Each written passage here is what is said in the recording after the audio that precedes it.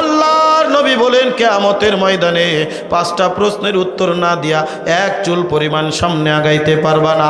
তার মধ্যে একটা হলো, বান্দা যৌবনকাল তুমি কিভাবে কাটিয়েছো, যৌবনকাল তুমি কোন কাজে কাটিয়েছো। এই যৌবনকাল আল্লাহর দরবারে এক চুল পরিমাণ দাঁড়াইতে সরতে পারবা না। ওই কিয়ামতের ময়দানে আমার সন্তান আমার পরিচয় দিবে না, আমার বাবা আমার পরিচয় দিবে না, আমার ভাই আমার পরিচয় দিবে না, আমার বন্ধু আমার পরিচয় দিবে না। যার সাথে রাত 2টা 3টা পর্যন্ত অযথা গল্প করেছো, ইমুতে ভিডিও কলে, ওই যে গ্রুপ মেসেঞ্জারে তুমি চ্যাট করেছ, ওই বন্ধুরা বলে একদিন না দেখলে তোরে ভালো লাগে না। ওই যে তোমারে যখন পাড়ায়া পাড়ায়া অন্ধকার কবরে রাইখা আসবে,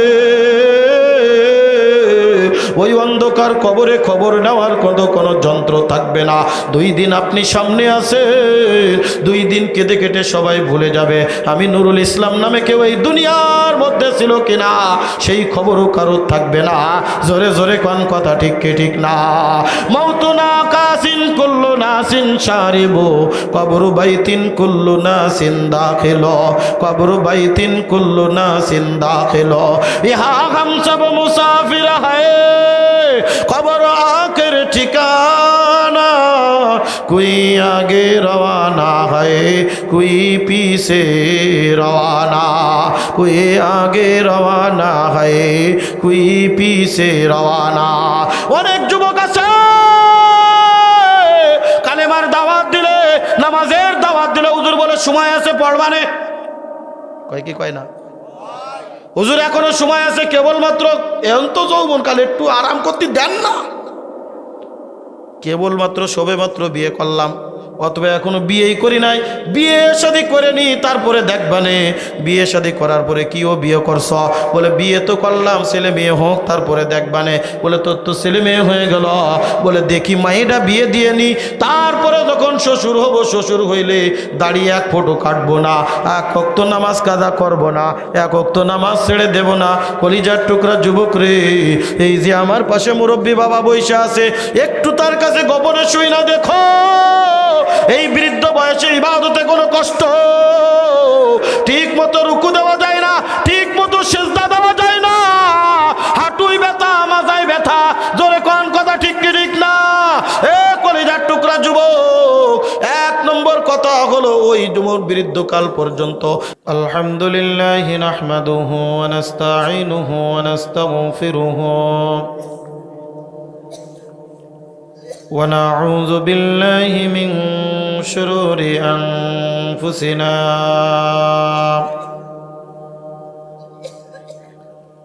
ومن سيئات أعمالنا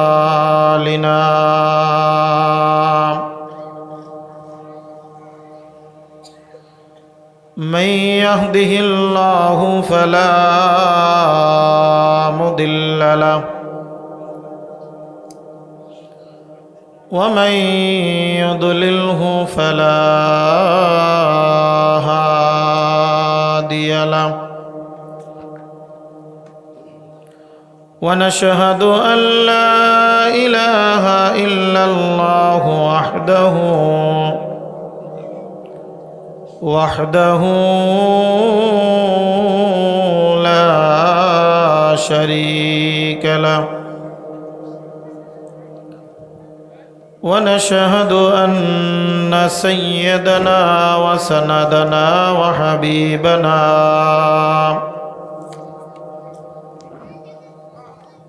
وحبيب ربنا وطبيبنا وطبيب قلوبنا محمد صلى الله عليه وعلى آله وأصحابه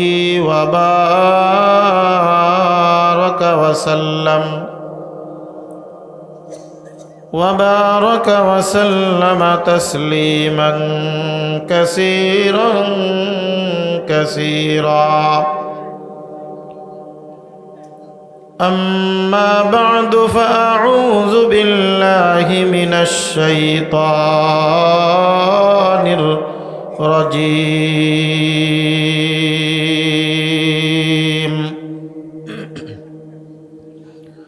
بسم الله الرحمن الرحيم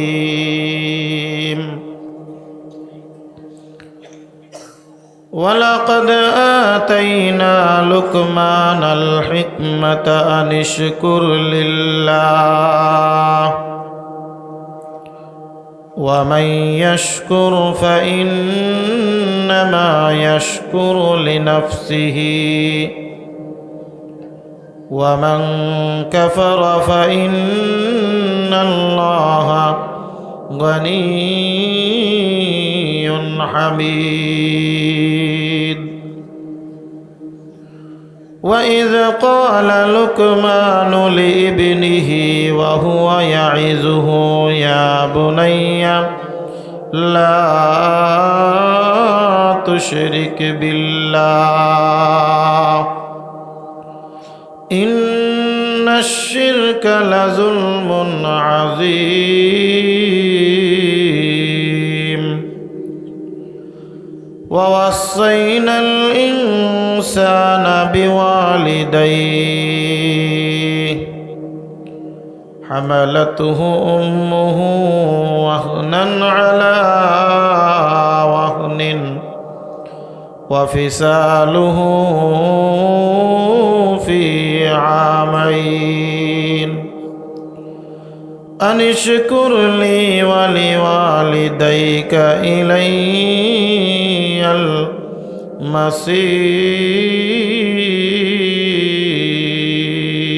المصير صدق الله المولانا العظيم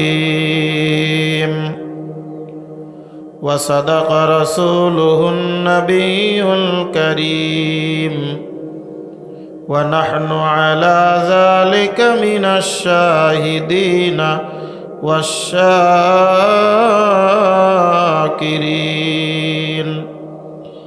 والحمد لله رب العالمين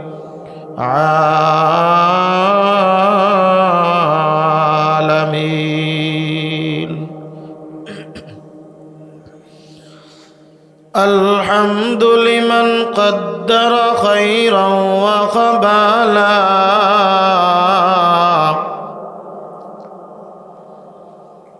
الحمد لمن قدر خيرا وقبالا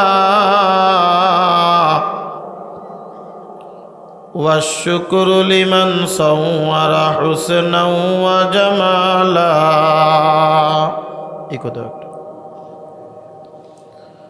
لا ضد ولا ند ولا حد لمولاه لا ضد ولا ند ولا حد لمولاه الآن كما كان ولم يلق زوالا मैं दूर हो मजबूर हो ऐ सैयद आलम मैं दूर हो मजबूर हो ऐ सैयद आलम दीदार दिखाते नहीं आवाज सुना दो यहाँ हम सब मुसाफिर हैं कब्र आखिर ठिकाना कोई आगे रवाना है कोई पीछे रवाना ला इलाहा मोहब्बतेर साथे आमरा जोरे जोरे जिकिर करी ला इलाहा इल्लल्लाह ला जोरे ला इलाहा इल्लल्लाह ला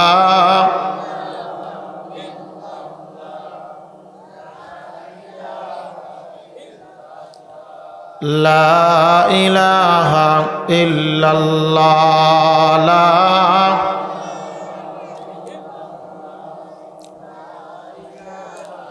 ইল্লাল্লাহ লা ইলাহা নেই কোনো মাবুদ আল্লাহ ছাড়া লা ইলাহা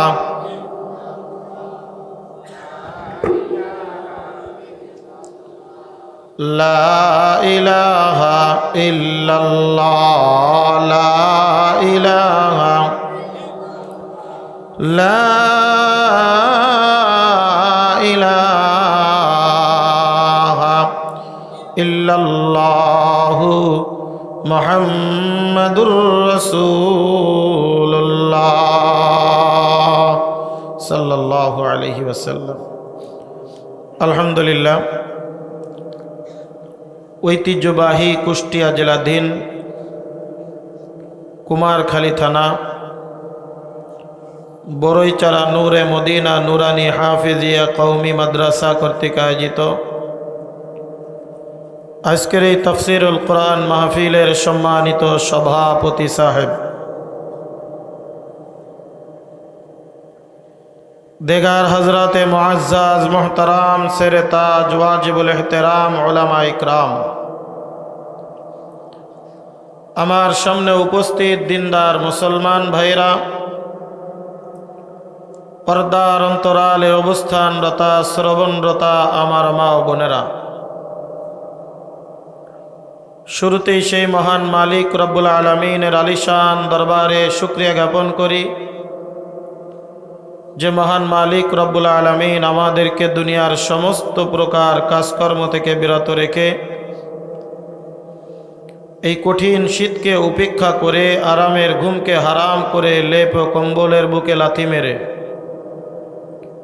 হাজার নয় লক্ষ লক্ষ মুসলমানদের মধ্যে ছাঁটাই করে বাছাই করে অত্র অঞ্চলের মধ্য থেকে গুটি কয়েক মুসলমান আমাদেরকে আজকের এই মাহফিলের ময়দান তথা জান্নাতের বাগানে আসার বসার তৌফিক দান করেছেন, সে মহান মালিক রব্বুল আলামিনের আলিশান দরবারে আমরা সকলেই অন্তরের অন্তরস্থল থেকে প্রাণ খুলে শুকরিয়া জ্ঞাপন করি, বলি আলহামদুলিল্লাহ।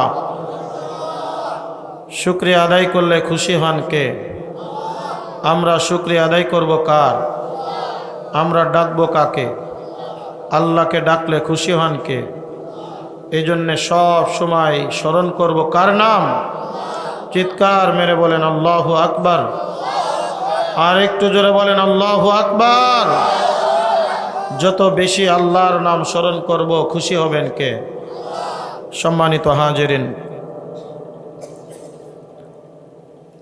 বড়ইচারা নূরে মদিনা নুরানি হাফিজিয়া মাদ্রাসা কর্তৃক আয়োজিত আজকের এই তাফসীরুল কোরআন মাহফিল মাগরিবের পর থেকে দীর্ঘক্ষণ পর্যন্ত অত্যন্ত গুরুত্বপূর্ণ আলোচনা হয়েছে। আমি বেশিক্ষণ আপনাদেরকে কষ্ট দিব না,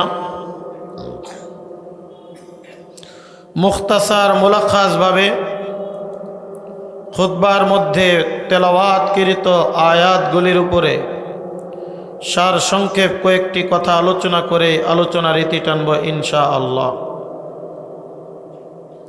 আমরা যারা এখানে বসেছি আমাদের প্রত্যেকের মধ্যে একটি নিয়ত থাকতে হবে, যতক্ষণ পর্যন্ত বসে থাকব যা কিছু আলোচনা হবে আমলের নিয়তে শ্রবণ করব এবং সেটা আমল করার চেষ্টা করব। সারা রাত নসিহাত শুনলাম কিন্তু আমল করলাম না, এই নসিহাত শোনার বা করার মধ্যে কোনো ফায়দা নাই। কথা ঠিক কিনা? আমি আলোচনা শুনলাম বা করলাম কিন্তু আমি নিজেও আমল করলাম না, আপনারাও করলেন না, এই রকম মাহফিল সারা জীবন হবে। এই মাহফিল আমার আপনার জন্য কোনো ফায়দা দিবে না। এই যে আপনাদের সামনে ছোট্ট ছোট্ট ছাত্ররা কত সুন্দর করে 2 রাকাত নামাজ আদায় করে দেখালেন। কথা ঠিক না? এই 2 রাকাত নামাজ পড়তে কয় মিনিট সময় লাগছে? প্রায় 10 মিনিট, তার বেশি ছাড়া কম না। আর আমাদের 2 রাকাত নামাজ পড়তে কয় মিনিট সময় লাগে? 1.5 মিনিট। এর থেকে কমে যদি কেউ পারে তাহলে তার পিছনে আমরা দৌড়ই। কথা ঠিক কিনা? এতে 2 মাস পরে রমজান মাস আসতেছে। কোন জায়গায় সূরা তারাবি আছে আর কোন জায়গায় শটে জাড়তে পারে, ওই জায়গায় দেখবেন মুসল্লির অভাব হয় না। আর নিজের ইমামের পরে এসে জাড়ি দেয়, অমুক হুজুর 20 মিনিটই 20 রাকাত নামাজ পড়াই বেতের শো, আর তুমি কোন জায়গাতে হুজুর হয়ে আইছো, আর তুমি দেখি যে 30 মিনিটই নিচে পারো না। ব্যাপারটা কি পারো না? ওর মতো আসেনি আপনাদের কুমারখালীতে? যে জায়গায় শটে মারে ওই জায়গায় ভালো, নামাজ হোক আর না হোক, রুকু সিজদা দিক আর না দিক, মুরগির ঠোকর মারে। গ্রামের মানুষ আমার কথা বুঝতে সুবিধা হবে। আর আপনারা আমার ব্যাপারে হয়তোবা অনেকের ধারণা আছে, আমি আগেও একবার এখানে এসেছি 2019 সালে। এই মাহফিলে আমি এসেছি। আমি আসমানের উপরের কথা, জমিনের নিচের কথা একটু কম কইতে পারি। আমার আপনার রোগ কোনটা, এই রোগ যদি ধরায় না দিই, ট্রিটমেন্ট করে কোনো ফায়দা হবে? এক লোক ঘাটলায় গেছে গোসল করতে। ঘাটলা চিনেন তো? পুকুরে ঘাটলা থাকে না? ঘাটলায় গেছে গোসল করতে। দেখবেন বর্ষাকালে যখন পানি হয়, অনেকক্ষণ ঘাটলার সিঁড়িগুলা পানির ভিতরে ডুবে যায়। কয়েকদিন পর্যন্ত পানি থাকলে ওই পানির ভিতরে, সিঁড়িগুলার ভিতরে স্যাদলা পড়ে যায়, শ্যাওলা পড়ে। আমাদের মাগুরার ভাষা বলে স্যাদলা। স্লিপ করে, দাঁড়াইলে স্লিপ করে। পানি যখন চলে যায় তখনও দেখবেন ওইটা যদি পরিষ্কার না করা হয়, ওই জায়গায় পা দিতে খুব সাবধান। স্লিপ করে পড়ে হাঁটু ভাঙ্গার ভয় আছে, মাথা ফাটার ভয় আছে, চুলে কেটে যাওয়ার ভয় আছে। মনে করেন অসতর্কতাবশত কোনো লোক ওই জায়গায় গেছে, যে স্লিপ করছে শ্যাওলার সাথে, ওই সিঁড়ির সাথে গুতা লেগে পায়ের হাঁটুর এখানে গেছে সুইলা, নোনতা ছাল উঠে গেছে, রক্ত বাহির হচ্ছে। ডাক্তারের কাছে দৌড়ায় চলে গেছে, ডাক্তার সাহেব শীতকালে পড়ে গেছি, ব্যথা একটু বেশি। শীতকালে পিজি আর শানে যদি কেটে যায়, ব্যথা কারে কয়, কত প্রকার কি কি উদাহরণ সব বুঝিয়ে দেয়। কথা ঠিক না? ডাক্তার সাহেবের কাছে চলে গেছে, ডাক্তার সাহেব ব্যথার মলম দেন। ব্যথার মলম দিয়া বলতেছে, যে জায়গায় পড়ে গেছে, যে জায়গায় কেটে গেছে, ওই জায়গায় তুমি মলমটা সকালে একবার সন্ধ্যা একবার মাখাবা, 3 দিনের মধ্যে দেখবা ব্যথা একেবারে নাই। ও যায় ওই যে জায়গায় পড়ে গেছিল ওই শানের উপরে মলম সকাল একবার মাখে, সন্ধ্যা একবার মাখে, সকাল একবার মাখে, সন্ধ্যা একবার মাখে। 3 দিন পরে হাঁটু ফুলে বালিশ হয়ে গেছে। ডাক্তারের কাছে আর হাঁটে যাতে পারতেছে না, খুঁড়ায় খুঁড়ায় যে কয়, ডাক্তার সব কি ওষুধ দিলেন, করলেন 3 দিনের মধ্যে সব ছেড়ে যাবে। দেখেন তো অবস্থা কি, আপনার উপরে তাওয়াক্কুল করে বসেছিলাম, আপনার ওষুধই ছেড়ে যাবে। আমি 3 দিন সকাল সন্ধ্যা বসেছি, বেশি করে বসেছি, দেখেন আর মলম নেই প্রায়। ডাক্তার কয়, এইরকম তো আর কথা না, আমি তো একেবারে জার্মানি ওষুধ দিছি, একেবারে কলকাতার হারবালের ওষুধ দিছি, এরকম হওয়ার তো কথা না। ওষুধটা মাখছে কোথায়? যেখানে পড়ে গেছে। কোনটা আছে দেখাও তো একটু, কোন জায়গায় পড়ে গেছিল? চলেন তাহলে। কয় চলেন মানে? পড়ছিলে তুমি না? হ্যাঁ পড়ছিলাম তো আমি। বলে চলেন মানে? যেখানে পড়ছিলাম সেটা তো আর সাথে করে আনি নাই। ডাক্তার সাহেব বললো, এ তো অবস্থা বেকায়দা। কই? কয় যে গাটলায় যেখানে পড়ছিলাম ওই শানে মাখছি। কয় সারা জীবন মাখলি কি ওর পা সারবে? কথা কন না কেন? কথা বুঝতে কষ্ট হয়।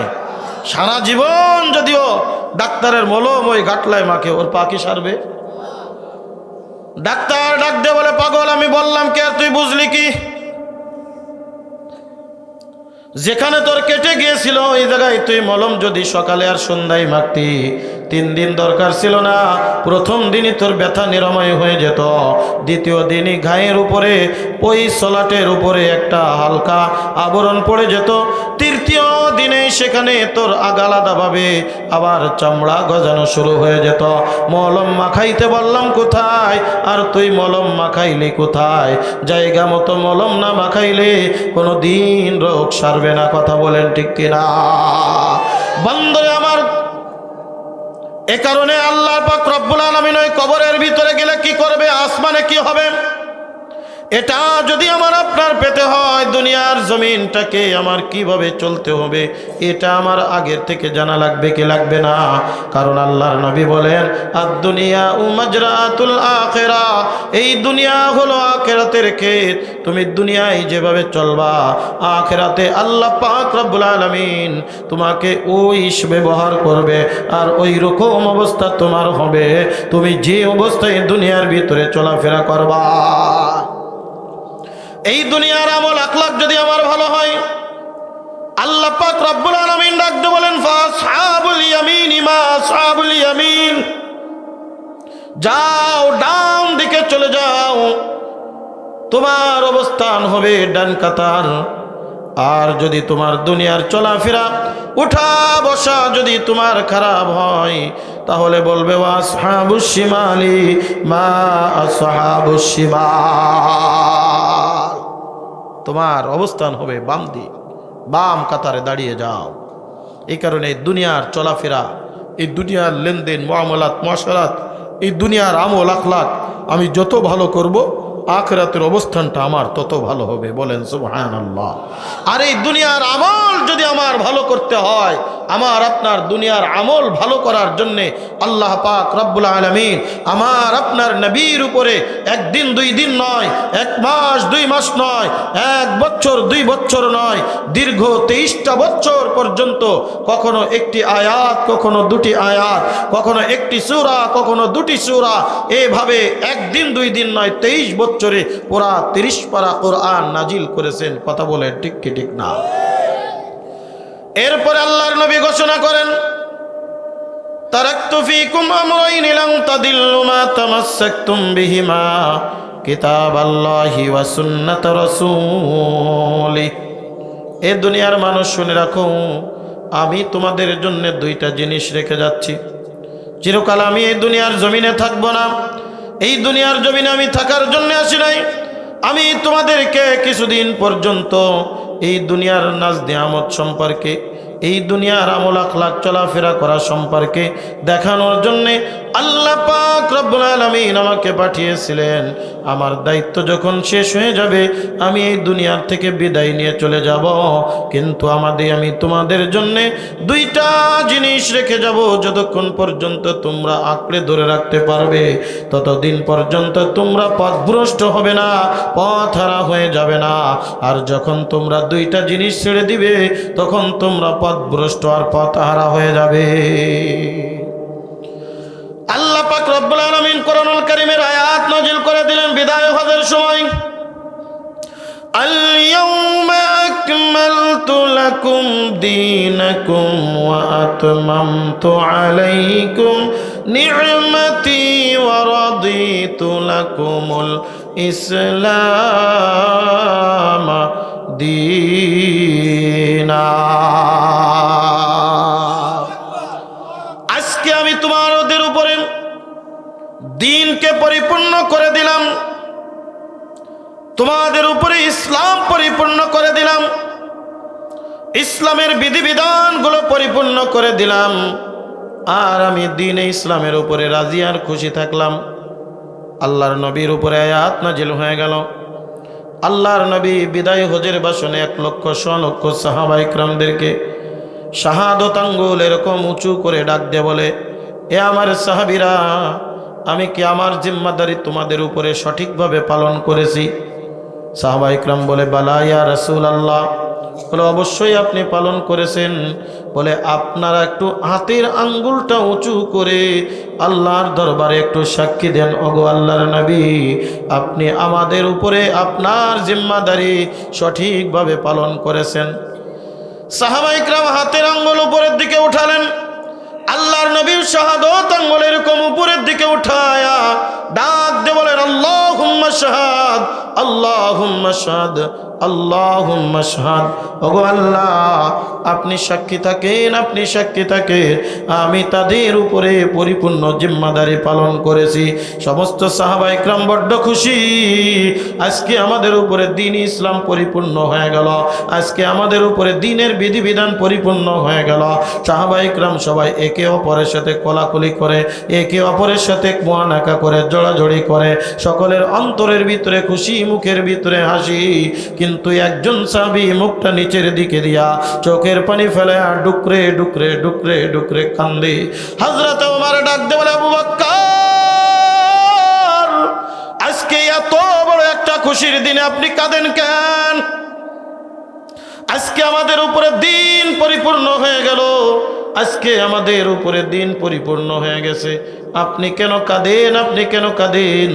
আবু বকর ডাক দিয়ে বলে, ও সাহাবী ওমর, তুমি কি দেখো না আল্লাহর নবী কি বলেছেন? বলে, শুনেছি, দেখেছি, আপনিও যেখানে আমিও তো সেখানে। বলে, তুমি একটি বেরেন খাটাই দেখো, যখন দ্বীন পরিপূর্ণ হয়ে গেছে, আমার আপনার নবী আর এই দুনিয়ার জমিনে আর আমাদের মাঝে থাকবে না। কথা বলেন ঠিক কিনা? জিম্মাদারি, দায়িত্ব পালন করা শেষ, তাহলে তার আর কি দরকার? কথা ঠিক না? হযরত ওমর এবার একটু মাথা কাটানো শুরু করলেন। কিছুক্ষণ চিন্তামগ্ন অবস্থায় ডাক দিয়ে বলেন, ও আবু বকর, আপনি তো ঠিক বলেছেন, আপনি তো সঠিক। আল্লাহর নবীকে দুনিয়ার জমিনে প্রেরণ করা হয়েছে দ্বীন প্রচার করার জন্যে, ইসলাম প্রচার করার জন্যে, দ্বীন দুনিয়ার জমিনে ছড়ানোর জন্যে। আর সেই দিন যখন পরিপূর্ণ হয়ে গেল, আর নবী যখন বারবার সাক্ষী দিচ্ছিলেন আমি আমার জিম্মাদারি পালন করেছি, তার মানে আল্লাহর নবী ইঙ্গিত দিয়ে বলতে চেয়েছেন আর তিনি বেশি দিন দুনিয়ার জমিনে বেঁচে থাকবেন না। আল্লাহর নবী হয়তোবা কিছুদিনের মধ্যেই দুনিয়ার থেকে বিদায় নিয়ে চলে যাবে। বাস্তবে কি সেটা হলো? কিছুদিনের মধ্যেই আমার আপনার নবী সরওয়ারে কায়নাত, দো জাহানের বাদশা জনাবে মুহাম্মদুর রাসূলুল্লাহ সাল্লাল্লাহু আলাইহি ওয়াসাল্লাম এই দুনিয়ার থেকে বিদায় নিয়ে চলে গেলে আমার আপনার জন্য রেখে গেলেন 30 পারা কোরআন। আর এই 30 পারা কোরআনের মধ্যে কিয়ামত পর্যন্ত আনেওয়ালা সকল উম্মতের যত যা কিছু দরকার সব কিছুই আল্লাহ পাক রব্বুল আলামিন, কোনোটা মুহকামাত, কোনোটা মুতাশাবিহাত, কোনোটা মুজাহিরাত উল্লেখ করে দিয়েছেন, কোনোটা গোপনীয়, কোনোটা সারসংক্ষেপে, কোনোটা বিস্তারিত, সব বিধান কোরআনের মধ্যে আছে না নাই? কথা বলেন, আছে না নাই? এই কারণে কোরআন হলো আমাদের সংবিধান। কথা বলেন ঠিক কিনা? এই কোরআনের সংবিধান মেনে যারা দুনিয়ার জমিনে চলতে পারবে তাদের জীবনটা হবে শান্তি। আর এই কোরআনের সংবিধান যারা মানতে পারবে না, নিজেদের বানানো সংবিধানের উপরে চলবে, জীবনে কোনোদিন এই পৃথিবীর জমিনে শান্তির আশা করা যায় না। আজকে বলেন বাংলাদেশের বয়স প্রায় 55 বছর হয়ে গেল, নিজেদের বানানো সংবিধানের উপরে চলে। বলেন তো 55 বছরের মধ্যে আজ পর্যন্ত বাংলার মানুষ কি শান্তির মুখ চোখে দেখতে পেরেছে? ওই যে আমেরিকার ইতিহাস আপনারা ঘেটে দেখেন, লন্ডনের ইতিহাস আপনারা ঘেটে দেখেন, আমেরিকার ইতিহাস আপনারা ঘেটে দেখেন, রাশিয়ার ইতিহাস আপনারা ঘেটে দেখেন, চীনের ইতিহাস আপনারা ঘেটে দেখেন, ভারতের ইতিহাস আপনারা ঘেটে দেখেন, বিশ্বের বড় বড় রাষ্ট্রগুলোর ইতিহাস ঘেটে দেখেন। তাদের বানানো সংবিধানে কেউ বলতে পারবে না আমরা পুরো শান্তিতে বসবাস করি। কিন্তু যারা এই দুনিয়ার জমিনের মধ্যে ইসলামী হুকুমত কায়েম করে, এই কোরআন অনুযায়ী নিজের দেশ পরিচালনা করেছে, ওই দেশটাকে তখন সোনার দেশে পরিণত হয়ে গেছে। জোরে কোন কথা ঠিক কি ঠিক না? বলবেন হুজুর এটা আদিকালের একটা কথা, বলেন নাউজুবিল্লাহ। অনেকেই বলে এটা আদি যুগের একটা কথা, 1400 থেকে 1450 বছর আগের কথা। না বন্ধু না, কোরআন বড় স্মার্ট কোরআন। যে 1450 বছর আগে যেই কোরআন আল্লাহ পাক রব্বুল আলামিন আল্লাহর নবীর উপরে নাজিল করেছেন, এই কোরআনকে যদি বর্তমান যুগের সাথে আপনি মিলাইতে যান, দেখবেন এইরকম একটা কিতাব পৃথিবীর জমিনে আর একটাও আসে না। অনেক পুরাতন কিতাব আপনি পড়বেন, দেখবেন ওই কিতাবের সাথে বর্তমান যুগের কোনো কিছুই মিল নাই। কথা ঠিক না? ফারায়েজ যারা পড়ে, ফারায়েজ বুঝেন তো, জমি জাতি ভাগ। আগে ছিল কড়াই গন্ডায় হিসাব। আগে কি ছিল? কড়াই গন্ডায় হিসাব, 1 কড়া 2 কড়া। আগে যারা একটু মুরব্বী আছেন, ছটাকে তেল বিক্রি হতো, 100 টাকা 200 টাকা 300 টাকা। তারপরে আসলো পাইট। কি কথা ঠিক না? পাইটে করে তেল বিক্রি হতো। বর্তমান যদি বর্তমান ইয়াং জেনারেশনের কাছে ছটাক জিজ্ঞাসা করেন, পাইট জিজ্ঞাসা করেন, কড়াই গন্ডাই জিজ্ঞাসা করেন, ওর মাথার উপর দিয়ে যাবে কয় কি। কথা ঠিক না? আজ থেকে 20 বছর আগে যেই বিধান প্রচলন ছিল, বর্তমান সময়ে বিধানটা চলে না। এখন হিসাব হয় হাজারে হাজারে, এখন হিসাব হয় লাখে লাখে, এখন হিসাব হয় বিলিয়ন মিলিয়নে, এখন হিসাব হয় বিলিয়ন ট্রিলিয়নে। জোরে জোরে কান কথা ঠিক কি ঠিক না? বন্ধুরে আমার, 1450 বছর আগে আল্লাহ পাক রব্বুল আলামিন এই কোরআনুল কারীম নাজিল করেছেন। এই কোরআনুল কারীম বর্তমান অত্যাধুনিক জামানার মধ্যে এই কোরআনকে মিলিয়ে দেখেন, ওই 1450 বছর আগের এই কোরআনের মধ্যে বর্তমান অত্যাধুনিক বিষয়গুলি আল্লাহ পাক রব্বুল আলামিন পুঙ্খানুপুঙ্খানুরূপে গবেষণার মাধ্যমে আল্লাহর নবীর উপরে নাজিল করে দিয়ে গিয়েছে। আল্লাহর নবীর পরে 1টা পারা 2টা পারা নয়, 30টা পারা কোরআনুল কারীম। 30 পারার মধ্যে 114 খানা সূরা আল্লাহ পাক রব্বুল আলামিন নাজিল করেছেন। 114 খানা সূরার মধ্যে আল্লাহ পাক রব্বুল আলামিন কিছু আয়াত রেখেছেন হুকুম সম্পর্কে, বিধিবিধান সম্পর্কে কিছু আয়াত রেখেছেন, গল্প কাহিনী কিচ্ছা নিয়ে, যেই কিচ্ছাগুলো যদি আমরা শ্রবণ করি আমার আপনার জীবন চলার পথেও হয়ে যাবে। কোরআনের মধ্যে কিচ্ছা আছে না নাই? সূরাতুল কসাস নামে একটা সূরা আল্লাহ দান করেছেন। কসাস মানে কি? গল্প। কসাস মানে কি? গল্প। কোরআনুল কারীমের মধ্যে আল্লাহ পাক রব্বুল আলামিন বিধান জারি করেছেন। চুরি করলে তার বিধান কি? জিনা করলে তার বিধান কি? পরের মাল আত্মসাৎ করলে তার বিধান কি? কেউ কাউকে একটু আঘাত করলো, মাথায় আঘাত করে তার মাথা ফাটিয়ে দিল, পায়ে আঘাত করে পা ভেঙে দিল, হাতে আঘাত করে হাত ভেঙে দিল, নাকে আঘাত করে নাক ভেঙে দিল, চোখে আঘাত করে চোখ অন্ধ করে দিল, এই বিধান আল্লাহ পাক রব্বুল আলামিন কোরআনের মধ্যে দিছে কি দেয় না? সব বিধান আছে। এই কারণে দেখবেন নাস্তিক মুরতাদেরা কখনোই চায় না কোরআনের বিধান জারি হোক। কোরআনের বিধান জারি হলো কোনো চোরকে ছেড়ে দিবে না। জোরে কোন কথা ঠিক কি ঠিক না? চোরের বিধান জারি হয়ে যাবে, চুরি করেছে কোনো কিছুই দেখার দরকার নাই, হাত কর্তন করে দাও। জোরে কোন কথা ঠিক কি না? আস-সারিকু ওয়াস-সারিকাতু ফাকতাউ আইদিয়াহুমা।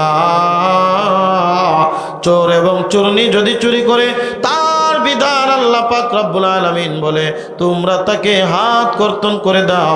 একবার চুরি করছে ডান হাত কেটে দাও, আবার চুরি করেছে বাম পা কেটে দাও, আবার চুরি করেছে বাম হাত কেটে দাও, আবার চুরি করেছে বাম পা কেটে দাও। এরপরেও যদি চুরি করে তাহলে তারে সঙ্গে সার করে দাও। বলেন তো আজকে কুমারখালী এলাকার মধ্যে একজন যদি চোর ধরা পড়ে আর তার হাত যদি কর্তন করে দেওয়া হয়, বলেন তো এই এলাকার মধ্যে চোর আর খুঁজে পাওয়া যাবে? যে খবরদার, খবর আছে, চুরি করা যাবে না। কিন্তু দেখবেন আজ পরের মাল আত্মসাৎ করে, পরের টাকা বিদেশে পাচার করে আজ ওপেনলি ঘুরে ফিরে বেড়ায়। আর তাদের ওই যে গ্রাম্য একটা প্রবাদ কথা আছে, চোরের মায়ের বড় গলা। কথা বলেন ঠিক কি ঠিক না? বড় গলায় কথা বলে বেড়ায়। এই কারণে তারা চায় না কোরআনের আইন বাস্তবায়ন হোক। আমরা চাই এই বাংলার জমিনে কোরআনের আইন বাস্তবায়ন হয়, চোরের হাত কর্তন করো। কথা বলেন ঠিক কি ঠিক না? তবেই দেখবেন বাংলায় শান্তি চলে আসবে। সোনার বাংলা বলি তখনই সোনার বাংলা আসবে। কথা বলেন ঠিক কি ঠিক না? আয-যানিয়াতু ওয়াজ-যানি ফাজলিদু কুল্লা ওয়াহিদুম মিনহুমা মিয়াতা জালদা ওয়াশ-শাইখু ওয়াশ-শাইখাতু ইযা যানায়া ফারজিমুহুমা। যদি কোনো অবিবাহিত পুরুষ আর নারী যদি জিনা করে তাহলে 80 বেত্রাঘাত করো, আর যদি বিবাহিত পুরুষ আর মহিলা জিনা করে পরকিয়া করে তাহলে তাকে সঙ্গে সার করে দাও, হাঁটু পর্যন্ত মাজা পর্যন্ত মাটির ভিতরে গেড়ে ফেলে তারপরে পাথর নিক্ষেপ করে হত্যা করে দাও। বন্ধুরে আমার, এই কোরআনুল কারীমের মধ্যে আল্লাহ পাক রব্বুল আলামিন 114টা সূরা নাজিল করেছেন। এই 114টা সূরার মধ্যে আমি আপনাদের সামনে 31 নম্বর সূরা তেলাওয়াত করেছি। কোরআনুল কারীমের 21 নম্বর পারা 412 নম্বর পৃষ্ঠায় এই সূরাটা আল্লাহ পাক রব্বুল আলামিন রেখেছেন। কোরআনুল কারীমের মধ্যে বিভিন্ন নামে আল্লাহ পাক রব্বুল আলামিন সূরা রেখেছেন। কিছু সূরার নাম রেখেছেন যেই নামের অর্থ আমরা দুনিয়ার কোনো মানুষ বলতে পারি না, যেরকম সূরাতুস সাদ। সূরাতুস সাদ, সূরাতুস সাদ অর্থ কে বলতে পারবো? সাদ মানে কি জানেন কে? আরো জোরে। আল্লাহ পাক রব্বুল আলামিন কোরআনুল কারীমের মধ্যে কিছু কিছু শব্দ ব্যবহার করেছেন যেই শব্দগুলো দুনিয়ার কোনো মানুষ বলতে পারে না। নবী আলাইহিস সালাতু ওয়াস সালামগণ জানেন কিংবা জানি না, যদি জানতেন অবশ্যই বলতেন। তার মানে নবী আলাইহিস সালাতু ওয়াস সালামদেরকেও আল্লাহ পাক রব্বুল আলামিন কখনো জানান নাই, যেটা আল্লাহ কোরআনের ভিতরে স্পেশাল একটা মুজিজা রেখেছে। এই তিলাওয়াতের এই সূরার এই আয়াতের অর্থটা তোমরা একটু বলো। যেরকম কোরআনুল কারীমের 1 নম্বর সূরার একেবারে প্রথম নম্বর আয়াতের মধ্যে আল্লাহ পাক কোরআনের অলংকার দেখিয়েছে, কোরআনের শান আর শৌকত দেখিয়েছে। ডাক দিয়ে বলেন আলিফ লাম মিম।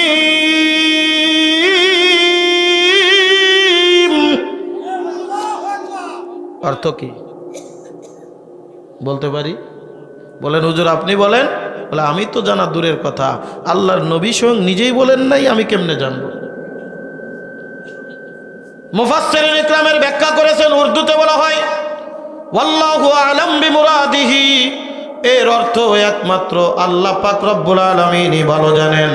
আর কিছু কিছু সূরা আল্লাহ পাক রব্বুল আলামিন রেখেছেন কিছু পশু পাখির নামে। যেমন প্রথম সূরার নাম হলো সূরাতুল বাকারা। বাকারা শব্দের অর্থ কি? গাভী। বাকারা শব্দের অর্থ গাভী। সূরাতুল আনকাবুত, আনকাবুত শব্দের অর্থ হলো মাকড়সা।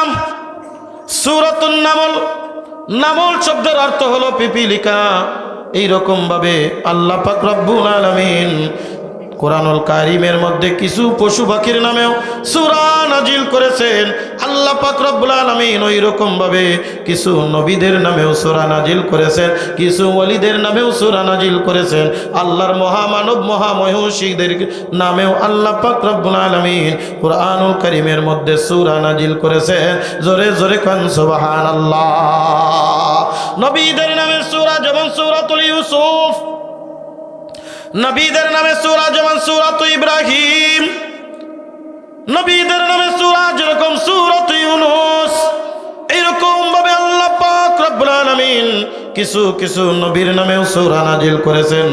আবার কয়েকটি সূরা আছে তিনারা নবী ছিলেন না, কিন্তু পৃথিবীর জমিনের মধ্যে তাদের ইতিহাস অবদান কখনো ভোলার নয়। আল্লাহর খাস বান্দা ছিলেন, আল্লাহর খুব মনোনীত ব্যক্তিগণ ছিলেন, আল্লাহর খুব মুহিব্বিন আর আল্লাহর প্রিয় বান্দার বান্দি ছিলেন। তার মধ্যে কিছু ছিল পুরুষ আর কিছু ছিল মহিলা। মহিলাদের মধ্যে একজন হযরতে ঈসা রূহুল্লাহ আলাইহিস সালাতু ওয়াস সালামের কলিজার টুকরা আম্মা হযরতে মা মারিয়াম আলাইহিস সালাতু ওয়াস সালাম। আল্লাহ পাক রব্বুল আলামিন তার নামেও একটা সূরা নাজিল করেছেন, যে সূরাটার নাম হলো সূরাতু মারিয়াম। সূরাতু মারিয়াম। আল্লাহ পাকের আরেকজন প্রিয়ভাজন বান্দা ছিলেন, তিনি নবী ছিলেন না ওলি ছিলেন, এই ব্যাপারে অনেক বিস্তারিত আলোচনা আছে। আমি সেই বিস্তারিত আলোচনার দিকে আপনাদেরকে আমি নিয়ে যাব না। অতি সংক্ষিপ্ত আকারে মুখতাসার মুলাক্কাস ভাবে কয়েকটি কথা আলোচনা করব। আল্লাহ পাক রব্বুল আলামিন তাকে নবী বানিয়েছিলেন না ওলি বানিয়েছিলেন, এ ব্যাপারে অনেক ইখতিলাফ আছে। অনেকেই বলেছেন নবী, আবার অনেকেই বলেছেন ওলি। তবে মুলাক্কাস মুক্তাসার কথা হলো তিনি নবী হন আর ওলি হন, আল্লাহর প্রিয় ভাজন একজন বান্দা ছিলেন, যার কারণে তার নামে আল্লাহ পাক রব্বুল আলামিন সূরা নাজিল করেছেন। বলেন সুবহানাল্লাহ। বলবেন হুজুর আল্লাহর প্রিয় বান্দা ছাড়ার কারণ নামে সূরা নাই? আমি বলবো আছে, আছে না নাই? কাফেরদের নামে সূরা আছে না নাই? কি নাম? সূরাতুল লাহাব। সূরাতুল লাহাব। আবু লাহাব কি কাফের ছিল না ভালো মানুষ ছিল? আল্লাহ রাসূলের চাচা ছিল, কিন্তু আল্লাহ রাসূলের সব থেকে বড় দুশমন ছিল। তাব্বাত ইয়াদা আবি লাহাবিন ওয়া তাব, যে সূরার ভিতরে আল্লাহ পাক রব্বুল আলামিন আবি লাহাবের হাত ধ্বংসের কথা আলোচনা করেছেন, সূরাটার নাম হলো সূরাতুল লাহাব। এইরকম ভাবে কোরআনুল কারীমের ৩১ নম্বর সূরা, কোরআনুল কারীমের ৪১২ নম্বর পৃষ্ঠা, কোরআনুল কারীমের ২১ নম্বর পারার ১০ নম্বর পৃষ্ঠা, আল্লাহ পাক রব্বুল আলামিন সূরাতুল লুকমান নামে একটা সূরা নাজিল করেছেন। এই সূরাতুল লুকমানের ভিতরে আল্লাহ পাক রব্বুল আলামিন হযরতে লুকমান হাকিম আলাইহিস সালাতু ওয়াস সালামের এমন কিছু নসিহত আর ওসিয়ত ছিল যেটা তার সন্তানদের জন্য তিনি করেছিলেন। আল্লাহ পাক রব্বুল আলামিনের কাছে এতটা পছন্দনীয় হয়েছে, এতটা পছন্দনীয় হয়েছে, আল্লাহ পাক কোরআনুল কারীমের মধ্যে আল্লাহর নবীর উপরে সেটা নাজিল করে, কোরআনের মধ্যে সেটা দাখিল করে আল্লাহর কথাই পরিণত করেছে। জোরে জোরে কোন সুবহানাল্লাহ। এই কোরআন কার কথা? কথা বলেন।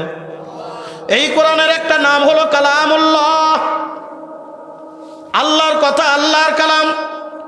এই কোরআনের মধ্যে যতটা শব্দ আছে সব শব্দ হলো আল্লাহর কথা। এই কোরআনের মধ্যে যতটা হরফ আছে সব হরফ হলো আল্লাহর। এই কোরআনের মধ্যে যতটা জবর জের নুক্তা আছে সব কিছু কার? আরেকটু জোরে বলেন কার? এই কারণে আমার আল্লাহ ডাক দে বলে, আমার বান্দারা রে, আমি আমার নবীর উপরে যে কোরআন নাজিল করলাম এই কোরআনের হেফাজতের জিম্মাদারি আমি আল্লাহ পাক রব্বুল আলামিন নিজে নিয়ে নিলাম। জোরে কোন সুবহানাল্লাহ। ইন্না নাহনু নাযালনা যিকরা ওয়া ইন্না লাহু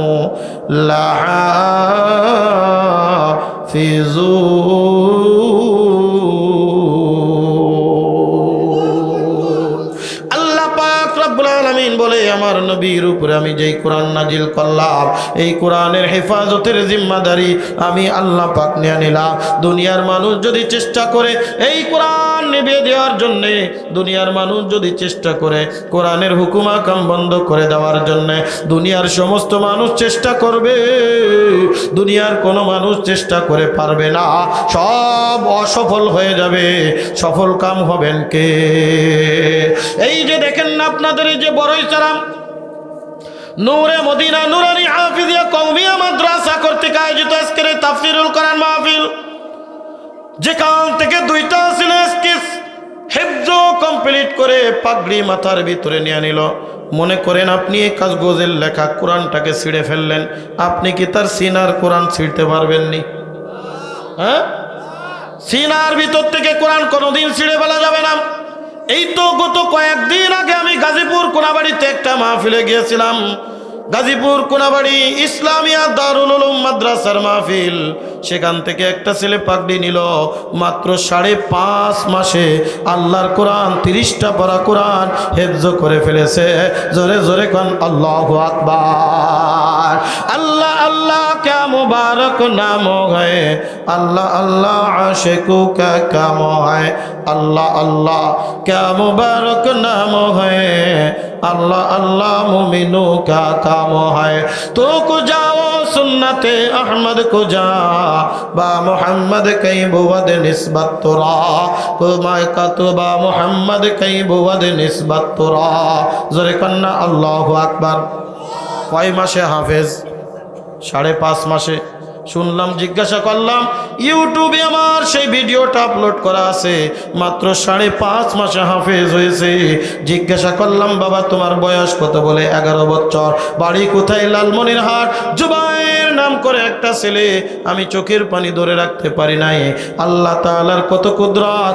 একটা দুইটা পারা নয়, 30টা পারা, একটা দুইটা সূরা নয়, 114টা সূরা, প্রায় 6666 আয়াত, মতান্তরে কম বেশি হতে পারে।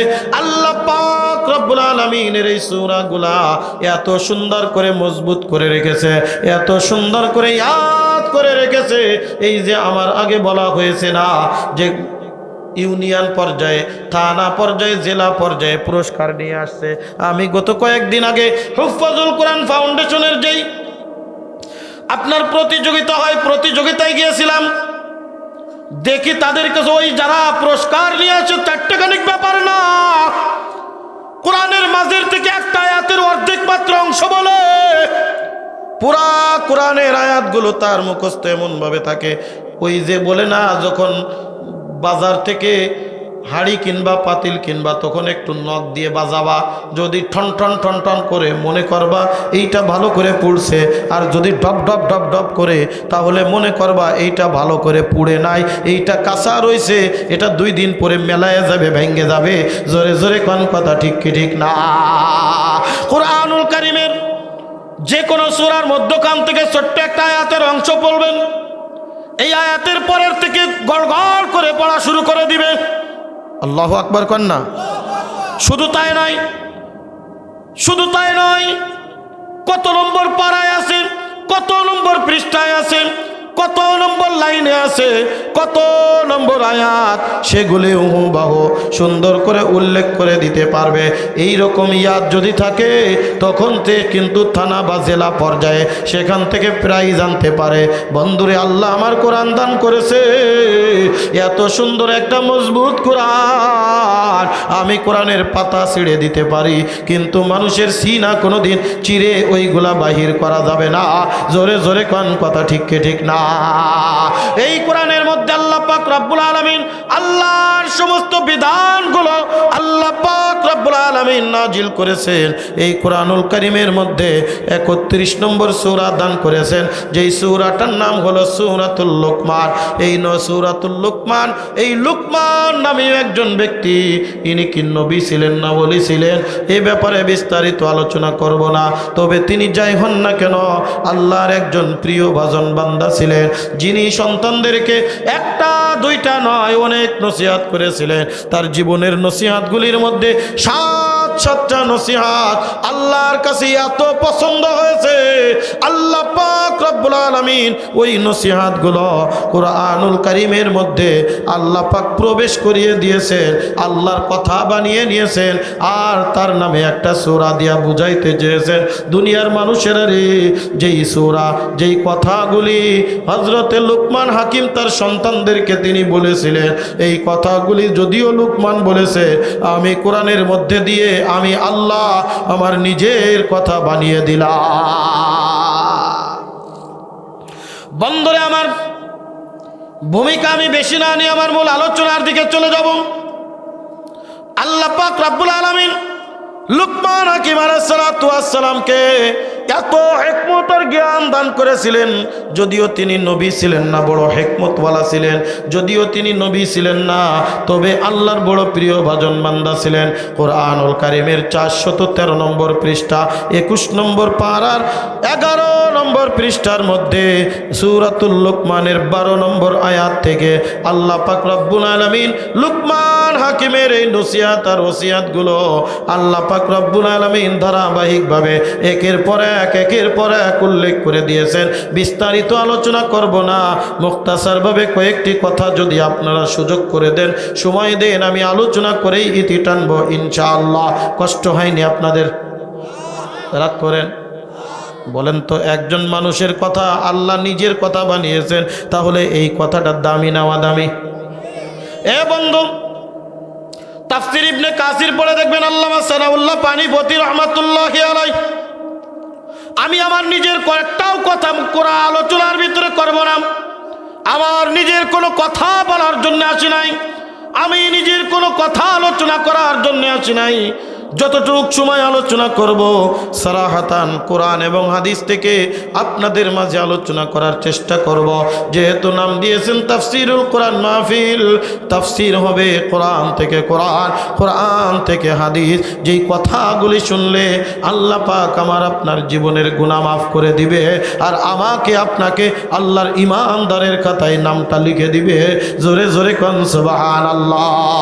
ওয়া ইযা তুলিয়াত আলাইহিম আয়াতুহু যাদাতুহুম ঈমানাও ওয়া আলা রাব্বিহিম ইয়াতাওয়াক্কালুন। সূরাতুল আনফাল। আল্লাহ পাক রব্বুল আলামিন সূরাতুল আনফালের 2 নম্বর আয়াত মুমিনের গুনাহগুণ বয়ান করেছেন। ডাক দেওয়ালে বান্দা, ইমানদার, খাঁটি ইমানদার তারা, তাদের সামনে যখন কোরআন তেলাওয়াত হবে, কোরআনের তাফসির হবে, কোরআনের কথা হবে, তারা একাগ্র চিত্তে শুনবে, আর ঈমানের ভিতরে আলাদা একটা জজবার নূর পয়দা হয়ে যাবে। যদি মনে করো এই কথাগুলো ভালো লাগে, এ বড়ইচারার মুসলমান, কুষ্টিয়ার মুসলমান, মনে করবা আমার আপনার ভিতরে ঈমান নামক দৌলত দান হয়েছে। আর যদি মনে করেন এই কথাগুলি ভালো লাগতেছে না, মনে করবেন আমার ভিতরে আল্লাহ পাক রব্বুল আলামিন পরিপূর্ণ ঈমান দান করে না। বন্ধুরে আমার, হযরত লুকমান হাকিম আলাইহিস সালাতু ওয়াস সালাম মাঝে মধ্যে তার সন্তানদেরকে একত্রিত করতেন, একত্রিত করে সন্তানদেরকে কিছু নসিহত করতেন।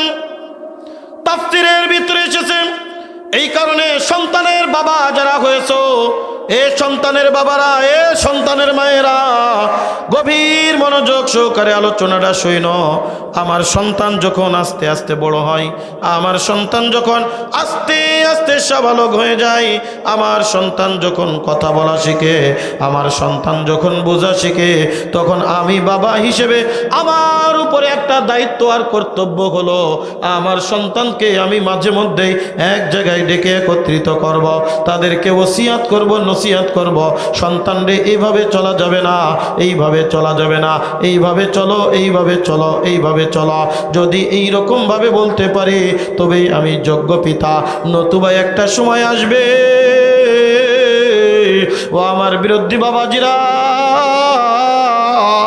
অনেক বাবা আমার কাছে চইলা আসে, অনেক বাবা দেখি মাঝে মধ্যে ফোন দেয়, অনেক বাবা মাহফিলের শেষে দোয়া চায়, হুজুর আমার সন্তান আমার কথা শোনে না, হুজুর আমার সন্তান বাবা বলে ডাকে না।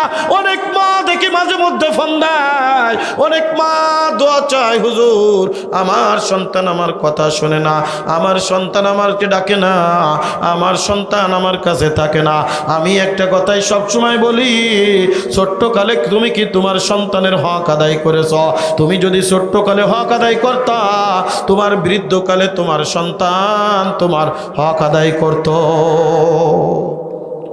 ছোট্টকালে তুমি অ্যান্ড্রয়েড ফোন তার হাতে দিয়া গান বাজনা শোনায়েছ, আছে না নাই? কথা কয় না?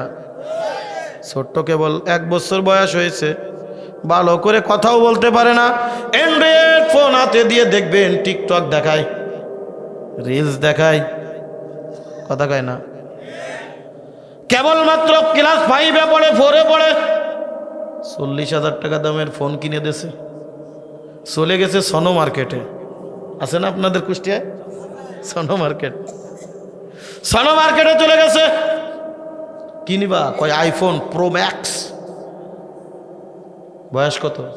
8 বছর, 10 বছর, 15 বছর। এ বন্ধু, কথায় কথা চলে আসে না বলে পারি না।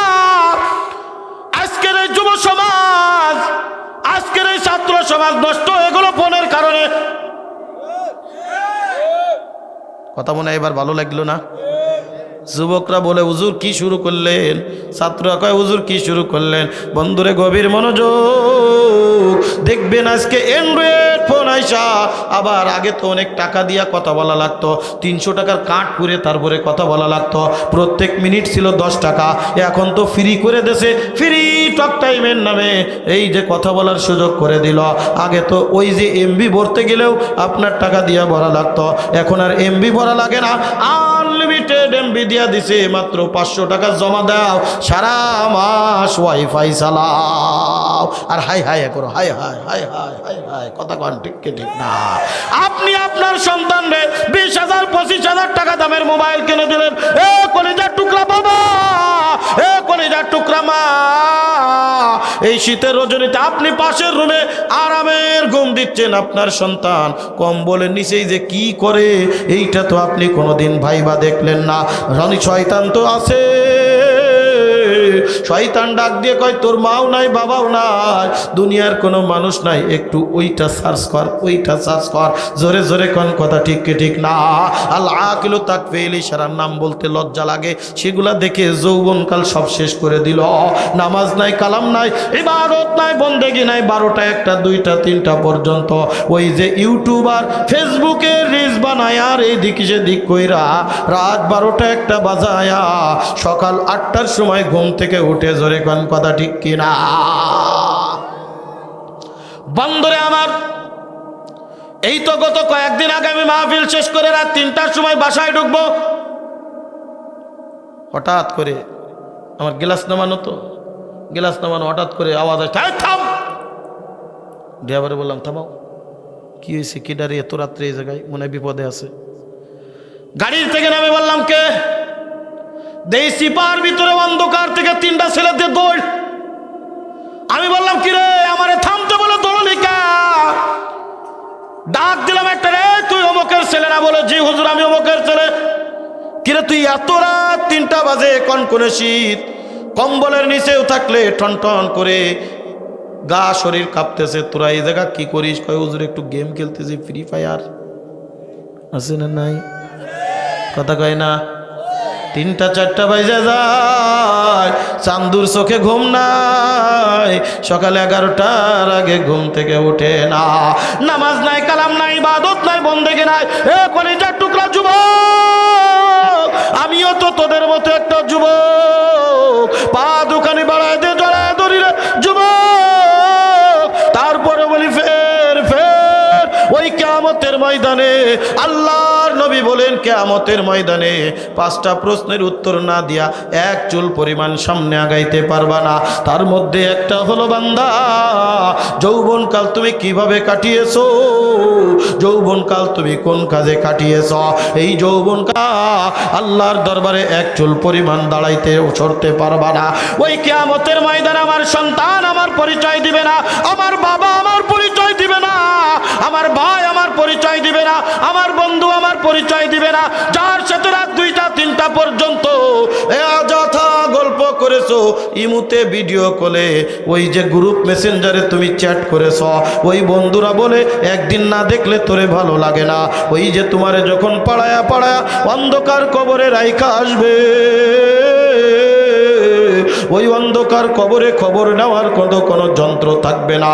2 দিন আপনি সামনে আছেন, 2 দিন কেঁদে কেটে সবাই ভুলে যাবে আমি নুরুল ইসলাম নামে কেউ এই দুনিয়ার মধ্যে ছিল কিনা, সেই খবরও কারোর থাকবে না। জোরে জোরে কোন কথা ঠিক কি ঠিক না? মাউতুনা কাসিন কুল্লু নাসিন শারিবু কবরু বাইতিন কুল্লু নাসিন দাখিলো, কবরু বাইতিন কুল্লু নাসিন দাখিলো, ইহা হাম সব মুসাফির হায়, কবর আখের ঠিকানা, কোই আগে রওয়ানা হয় কোই পিছে রওয়ানা, কোই আগে রওয়ানা হয় কোই পিছে রওয়ানা। অনেক যুবক আছে কালেমার দাওয়াত দিলে, নামাজের দাওয়াত দিলে হুজুর বলে সময় আছে পড়বানে, কয় কি কয় না? হুজুর এখনো সময় আছে, কেবলমাত্র এখন তো যৌবনকালে একটু আরাম করতে দেন না, কেবলমাত্র সবে মাত্র বিয়ে করলাম, অথবা এখনো বিয়েই করি নাই, বিয়ে শাদী করে নি, তারপরে দেখবানে বিয়ে শাদী করার পরে কিও বিয়ে করছ? বলে বিয়ে তো করলাম, ছেলে মেয়ে হোক তারপরে দেখবানে। বলে তোর তো ছেলে মেয়ে হয়ে গেল। বলে দেখি মাইটা বিয়ে দিয়ে নি, তারপরে যখন শ্বশুর হব, শ্বশুর হইলে দাড়ি এক ফোঁটো কাটবো না, এক ওয়াক্ত নামাজ কাজা করব না, এক ওয়াক্ত নামাজ ছেড়ে দেব না। কলিজার টুকরা যুবক রে, এই যে আমার পাশে মুরব্বী বাবা বৈশা আছে, একটু তার কাছে গোপনে শুই না দেখো, এই বৃদ্ধ বয়সে ইবাদতে কোনো কষ্ট, ঠিক মতো রুকু দেওয়া যায় না, ঠিক মতো সিজদা দেওয়া যায় না, হাঁটুই ব্যথা, মাথায় ব্যথা, জোরে কোন কথা ঠিক কি ঠিক না? এ কলিজার টুকরা যুবক, এক নম্বর কথা হলো ওই যুবক বৃদ্ধকাল পর্যন্ত আমি আর তুমি হায়াত পাবো তার কি গ্যারান্টি আছে? এক সেকেন্ডের কোনো ভরসা নাই, হায়াতের কোনো বিশ্বাস নাই। ফাইজা জালুহুম লা ইয়াস্তাখিরুনা সাআতাও ওয়ালা ইয়াস্তাকদিমুন। সময় যখন এসে যাবে, আজরাইল এক সেকেন্ড আগেও আসবে না, এক সেকেন্ড পরেও আসবে না। বাজান রে, আমরা বলি তোমার বয়স বাড়ছে, আমি বলি না রে বাজান, না, বয়স কোনো দিন বাড়ে না, মানুষের বয়স কমে। কথা কয় না? নির্দিষ্ট একটা সময় দিয়ে আল্লাহ আমাকে দুনিয়ায় পাঠিয়েছে। কেউ বা 10, কেউ বা 20, কেউ বা 50, কেউ বা 100, কেউ বা 150। এক সেকেন্ড আগেও আজরাইল আসবে না, এক সেকেন্ড পরেও আসবে না। একটা মুহূর্ত আমার আপনার থেকে, দুনিয়ার থেকে বিদায় নিয়ে গেল, একটা মুহূর্ত চলে গেল, তার মানে এই সময়টা আর কোনো দিন আমার আপনার কাছে ফিরে আসবে না। এই কারণে কলিজার টুকরা যুবক, কথায় কথা চলে আসলো, না বলে পারলাম না। আল্লাহর নবী বলেন কাল কিয়ামতের ময়দানে যেদিন সূর্য থাকবে মাথার 1 বিঘাত উপরে, মাথার গেল টকবক টকবক করে ফুটতে থাকবে, মানুষ ইয়া নাফসি করতে থাকবে। এই মানুষগুলো দৌড়ায় মায়ের কাছে যাবে, মা বলবে সুকান সুকান, দূর হয়ে যাও, দূর হয়ে যাও, আমার দুনিয়াতে কোনো সন্তান ছিল বলে মনে পড়ে না। বাবা বলবে সন্তান ছিল বলে মনে পড়ে না, ভাই বলবে সন্তান ছিল বলে মনে পড়ে না, বন্ধু বলবে আমার বন্ধু ছিল বলে মনে পড়ে না। ওই কিয়ামতের ময়দানে আল্লাহর নবী বলেন, কিয়ামতের ময়দানে 7 শ্রেণী এমন আছে যাদেরকে আল্লাহ পাক রব্বুল আলামিন আল্লাহর আরশে আজিমের নিচে ছায়া প্রদান করবে। ইয়াউমা জিল্লুহু লা জিল্লা লাহু, যেদিন আল্লাহর আরশে আজিমের ছায়া ব্যতীত আর কোনো ছায়া থাকবে না।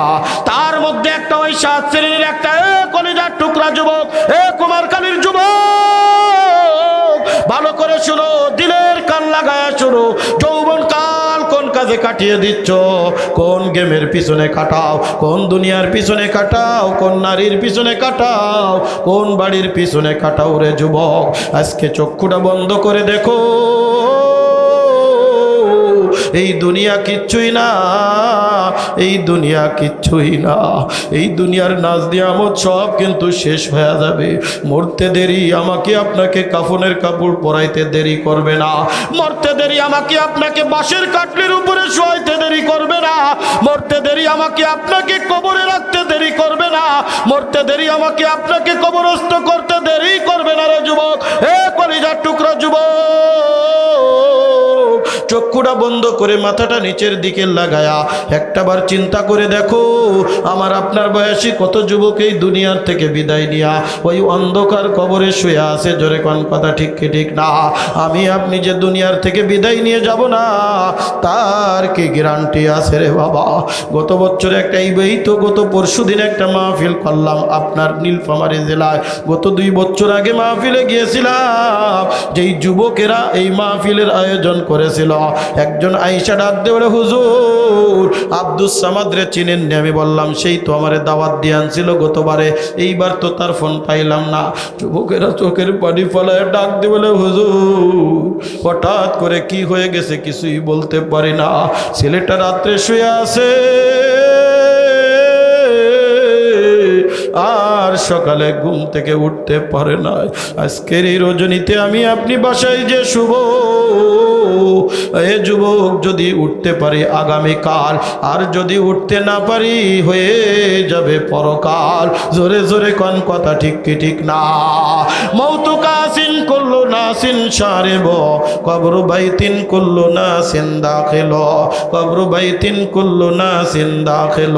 ইয়া हम सब मुसाफिर है, कब्र आखिर ठिकाना, कोई आगे रवाना है कोई पीछे रवाना, कोई आगे रवाना है कोई पीछे रवाना। जोरे कन्ना अल्लाहु আকবার।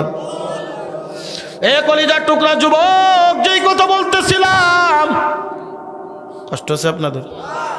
রাগ করছেন? চলবে ইনশাল্লাহ? বন্ধুরা আমার, কিয়ামতের ময়দানে যেদিন আর কোনো ছায়া থাকবে না, আল্লাহর আরশে আজিমের ছায়া ব্যতীত আর কোনো ছায়া থাকবে না। আল্লাহর নবী বলেন 7 শ্রেণীর মানুষদেরকে আল্লাহ পাক রব্বুল আলামিন ওই কিয়ামতের ময়দানে ওই আরশে আজিমের নিচে ছায়া প্রদান করবে। আর যেই বান্দা একবার ওই আরশে আজিমের নিচে ছায়া প্রদান পেয়ে যাবে, আরশে আজিমের নিচে ছায়া পেয়ে যাবে, বিনা হিসেবে আল্লাহ পাক রব্বুল আলামিন তারে জান্নাত দান করে দিবে। কলিজার টুকরা যুবক, গভীর মনোযোগ। আল্লাহর নবী বলেন ওয়াশাবুন নাশাউ ফি ইবাদাতিল্লাহ।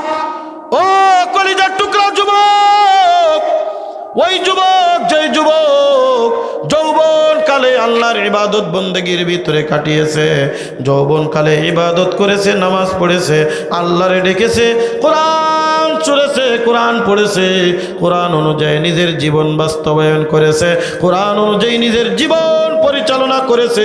মসজিদের মুয়াজ্জিন ডাক দিছে হাইয়া আলাস সালাহ হাইয়া আলাল ফালাহ, ওই যে ফজরের নামাজে মসজিদের মুয়াজ্জিন ডাকে আসসালাতু খায়রুম মিনান নাওম।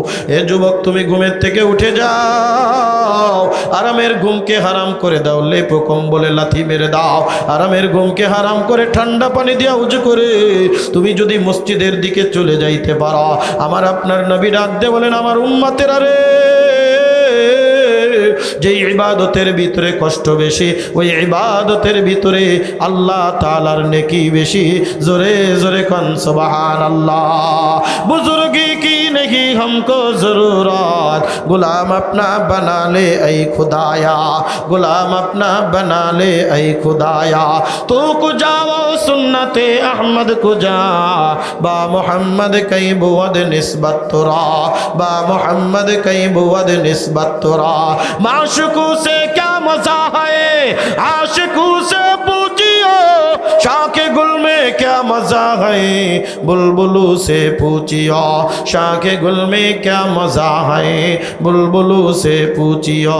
जोरे कन्ना আল্লাহু আকবার। এ কলিজার টুকরা যুবক, এই কারণে হাতে পায়ে ধরে অনুরোধ করে যায়, যেহেতু আজকে তোমাদের নামের শেষে আছে এই মাদ্রাসার যারা আয়োজন করেছে যুব সমাজ, এই যুব সমাজ যদি ঠিক হয়ে যায়, যুব সমাজ যদি নামাজি হয়ে যায়, সন্তান যদি নামাজে যায়, বাবা নামাজে না যেয়ে থাকতে পারে না, ভাই ছোট ভাই যদি নামাজে যায়, বড় ভাই নামাজে না যেয়ে থাকতে পারে না, এলাকার যুব সমাজ যদি নামাজ পড়নেওয়ালা হয়ে যায়, মুরব্বীরা কোনোদিন আকাম করে বেড়াতে পারে না। জোরে জোরে কোন কথা ঠিক কি ঠিক না? আমি প্রায় একটা কথা বলি, প্রত্যেকটা এলাকায় যুব সমাজের একটা কমিটি থাকতে হবে, যেই কমিটির মূলনীতি হবে আল্লাহর নবী মক্কার জিন্দেগির মধ্যে যুবক বয়সে হিলফুল ফুজুল নামে একটা সংগঠন করেছিল। ওই সংগঠনের যেই নীতিমালা আদর্শ ছিল, ওই নীতিমালা আদর্শ নিয়ে প্রত্যেকটা এলাকায় একটা কমিটি থাকবে। ওই কমিটির নীতিমালার ভিতরে থাকবে যেই লোকটা নামাজ পড়বে না তারে 100 টাকা জরিমানা করা হবে। বলেন তো এরকম একটা যুব সমাজ যদি ফজরের নামাজে হাজির হয় নাই, নামাজ পড়ে ডাক দিয়েছে নুরুল ইসলাম, আব্দুর রহমান, আব্দুল করিম, আপনি নামাজে যান নাই 500 টাকা দেন, আর যদি না দিতে চান তাহলে 50 রাকাত নামাজ পড়ে। বেনামাজি থাকবে? বলেন তো নামাজ পড়লে কি চুরি থাকবে, ডাকাতি থাকবে, বদমাইশি থাকবে, হারাম করে থাকবে। এলাকায় ঘুমাইতে পারেন না, চোরের ভয়, অমুকের ভয়। এলাকার মানুষ যখন নামাজি হয়ে যাবে, রাত্রের গভীর রজনীতে দরজা খুলে ঘুমাবেন, স্বর্ণ অলংকার রাস্তায় পড়ে থাকবে, তাকানোর মতো লোক খুঁজে পাওয়া যাবে না। বলেছেন কে? আরো জোরে। ইন্নাস সালাতা তানহা আনিল ফাহশাই ওয়াল মুনকার ওয়া লাযিকরুল্লাহি আকবার। জোরে কান আল্লাহু আকবার। নিশ্চয় নামাজ অশ্লীল বেহায়াপনা কাজ থেকে বিরত রাখে, নামাজ চুরি থেকে বিরত রাখে, নামাজ জিনার থেকে বিরত রাখে, নামাজ হারাম থেকে বিরত রাখে। কথায় কথা চলে আসে, না বলে পারি না। আল্লাহর নবীর কাছে একজন লোক গেছে, ইয়া রাসূলুল্লাহ, ইয়া হাবিবাল্লাহ, আমি কি করতে পারি? কালেমা পড়তে পারি, ঈমান আনতে পারি, আমারে চুরি করার অনুমতি দিতে হবে, আমারে জিনা করার অনুমতি দিতে হবে, আমারে মদ পান করার অনুমতি দিতে হবে, আমারে এই কাজটা করার অনুমতি দিতে হবে। এই রকম 11টা বড় বড় গুনার কথা বলেছে। আল্লাহর নবী ডাক দিয়ে বলেন, বান্দা তুই একটু হাতে হাত দিয়া কালেমা পড়ে যা, আর আমার একটা শর্ত আছে, কালেমা পড়ার পরে তুই চুরি করবি, আমার কোনো বাধা নাই। চুরি করবি কর, জিনা করবি কর, হারাম খাবি খা, সুদ খাবি খা, ঘুষ খাবি খা, সব কিছু করবি কর, কিন্তু মুয়াজ্জিন যখন আজান দিবে তুই নামাজ বাদ দিতে পারবি না। প্রত্যেক দিন কমপক্ষে 100 রাকাত নফল নামাজ পড়বি। তুই চুরি কর, কাজ কি? 100 রাকাত নফল নামাজ পড়বি। আমার আল্লাহ ডাক দিয়ে কয়, বান্দা যারা নামাজি হয়ে যায় তাদেরকে আল্লাহ তাআলা ফাহিশা কাজ থেকে বিরত রাখে। ইয়াকিন আছে না নাই? বিশ্বাস আছে না নাই? বলে ঠিক আছে, এ আর কি কাজ? যদি চুরির অনুমতি দেন, যদি আপনি এরকম ডাকাতির অনুমতি দেন, আপনি সব রোতে রাজি। হযরত ওমর তরবারি খাপ খুলে ফেলছে, ওগো আল্লাহ রাসূল অনুমতি দেন, কল্লা দ্বিখণ্ডিত করে ফেলে দি। আল্লাহর নবী ডাক দিয়ে বলে, ওমর যেই কাজটা আমি ওনারে পারবো সেই কাজটা কেন এত বড় করে নেব? যেই কাজটা আমি একবার সহজে পারবো সেই কাজটা এত কঠিন করে কেন নেব? বলে শুনেন নাই কয় কি? ও ঈমান আনতে আইছে না আমাদের বদনাম করতে আইছে? ও ঈমান আনতে আসছে নাকি আমাদের সাথে মস্করা করতে আসছে? বলে না, করুক। ওরে খবরদার মনে রাখবা, 40 দিন পর্যন্ত আগে নামাজ পড়বা, এক ওয়াক্ত নামাজ যেন কাজা যায় না। 41তম দিনের থেকে তোমার চুরির অনুমতি দিলাম, ডাকাতির অনুমতি দিলাম, জিনার অনুমতি দিলাম। আল্লাহর নবী বলেন, যে ব্যক্তি 40 দিন পর্যন্ত জামাতের সাথে তাকবীর ওলার সাথে নামাজ আদায় করে, আল্লাহ পাক রব্বুল আলামিন 2টা পরওয়ানা তার জন্য লিপিবদ্ধ করে দেন। 1 নম্বর ইমানদারের খাতায় নাম উঠায় দেয়, 2 নম্বর জাহান্নামের আগুন তার জন্য হারাম করে দেয়। জোরে জোরে কোন সুবহানাল্লাহ। 41তম দিনে ওই লোকটা আইসা মাথা নিচের দিকে দিয়া বলে, যাও তোমার সব অনুমতি দিলাম। আল্লাহ রাসূলের পা মুবারক জড়ায় ধরে ডাক দে বলে, হুজুর বড় অন্যায় করেছিলাম, বড় দুনাই করেছিলাম, আমার দ্বারা এরকম কথা বলা উচিত হয় নাই। দেখলাম একজন নামাজি বান্দা কোনোদিন চুরি করতে পারে না, জিনা করতে পারে না, হারাম খেতে পারে না, হারামখোর হতে পারে না। জোরে জোরে কোন কথা ঠিক কি ঠিক না? হে বন্ধু, গভীর মনোযোগ। আল্লাহ পাক রব্বুল আলামিন হযরত লুকমান হাকিম আলাইহিস সালাতু ওয়াস সালামকে হিকমত আর জ্ঞান দান করেছিলেন। এই লুকমান হাকিম আলাইহিস সালাতু ওয়াস সালাম সন্তানদেরকে ওসিয়াত আর নসিহত করেছিলেন। আমাদেরকে ওই রকম ওসিয়াত আর নসিহত করা লাগবে। দেখবেন এই সন্তান কোনোদিন হারাম করা হবে না, এই সন্তান কোনোদিন খারাপ পথে যাবে না। খারাপ পথে যাইতে গেলেও একটু বলে কয়ে যাওয়া লাগবে, নতুবা এমন একটা সময় আসবে এই সন্তান আমাকে লাথি মেরে দুনিয়ার থেকে বিদায় দিয়া দিবে। জোরে জোরে কোন কথা ঠিক কি ঠিক না? এই জন্য বন্ধু, গভীর মনোযোগ। আমি আলোচনা একেবারে সংক্ষিপ্ত করব, আর বেশিক্ষণ আমি আপনাদেরকে কষ্ট দিব না। এ কলিজার টুকরা বাবা, এ আমার মুরব্বী বাবাজিরা, পর্দার অন্তরালের মাগো, সন্তান যখন পৃথিবীর জমিনের ভিতরে জন্ম নেয়, এই সন্তান জন্ম নেওয়ার উপরে আমার দায়িত্ব হলো সর্বপ্রথম এই সন্তানের ডান কানে আজান আর বাম কানে ইকামত দাও। কি দিবে? ডান কানে আজান আর বাম কানে একামত। ছেলে হোক আর মেয়ে হোক, ডান কানে আজান দাও, বাম কানে একামত দাও। এই সন্তানের কানে আগের থেকে ঢুকায় দাও আল্লাহু আকবার, আল্লাহু আকবার। সন্তানরে বুঝায় দাও মায়ের পেট থেকে দুনিয়ার জমিনের মধ্যে আসছো। এই আমার সন্তান, এই দুনিয়ার জমিনের মধ্যে লক্ষ কোটি মানুষ দেখবা। এই দুনিয়ার জমিনের মধ্যে কত ধরনের মানুষ তোমার সম্মুখীন হবে। ভালো মানুষ পাবা, খারাপ মানুষ পাবা। এ সন্তান খবরদার, খবরদার। ওই যে রুহের জগতে আমার আল্লাহ পাক রব্বুল আলামিন তোমার কাছ থেকে যেই স্বীকারোক্তি নিয়েছিল, আলাস্তু বিরাব্বিকুম ক্বালু বালা, তোমরা বলেছিলে হা হা। আল্লাহ জিজ্ঞাসা করেছিল আমি কি তোদের রব নয়? তোমরা বলেছিলে হা হা আমি আল্লাহ, আপনি আমার রব, আপনি আমার রব।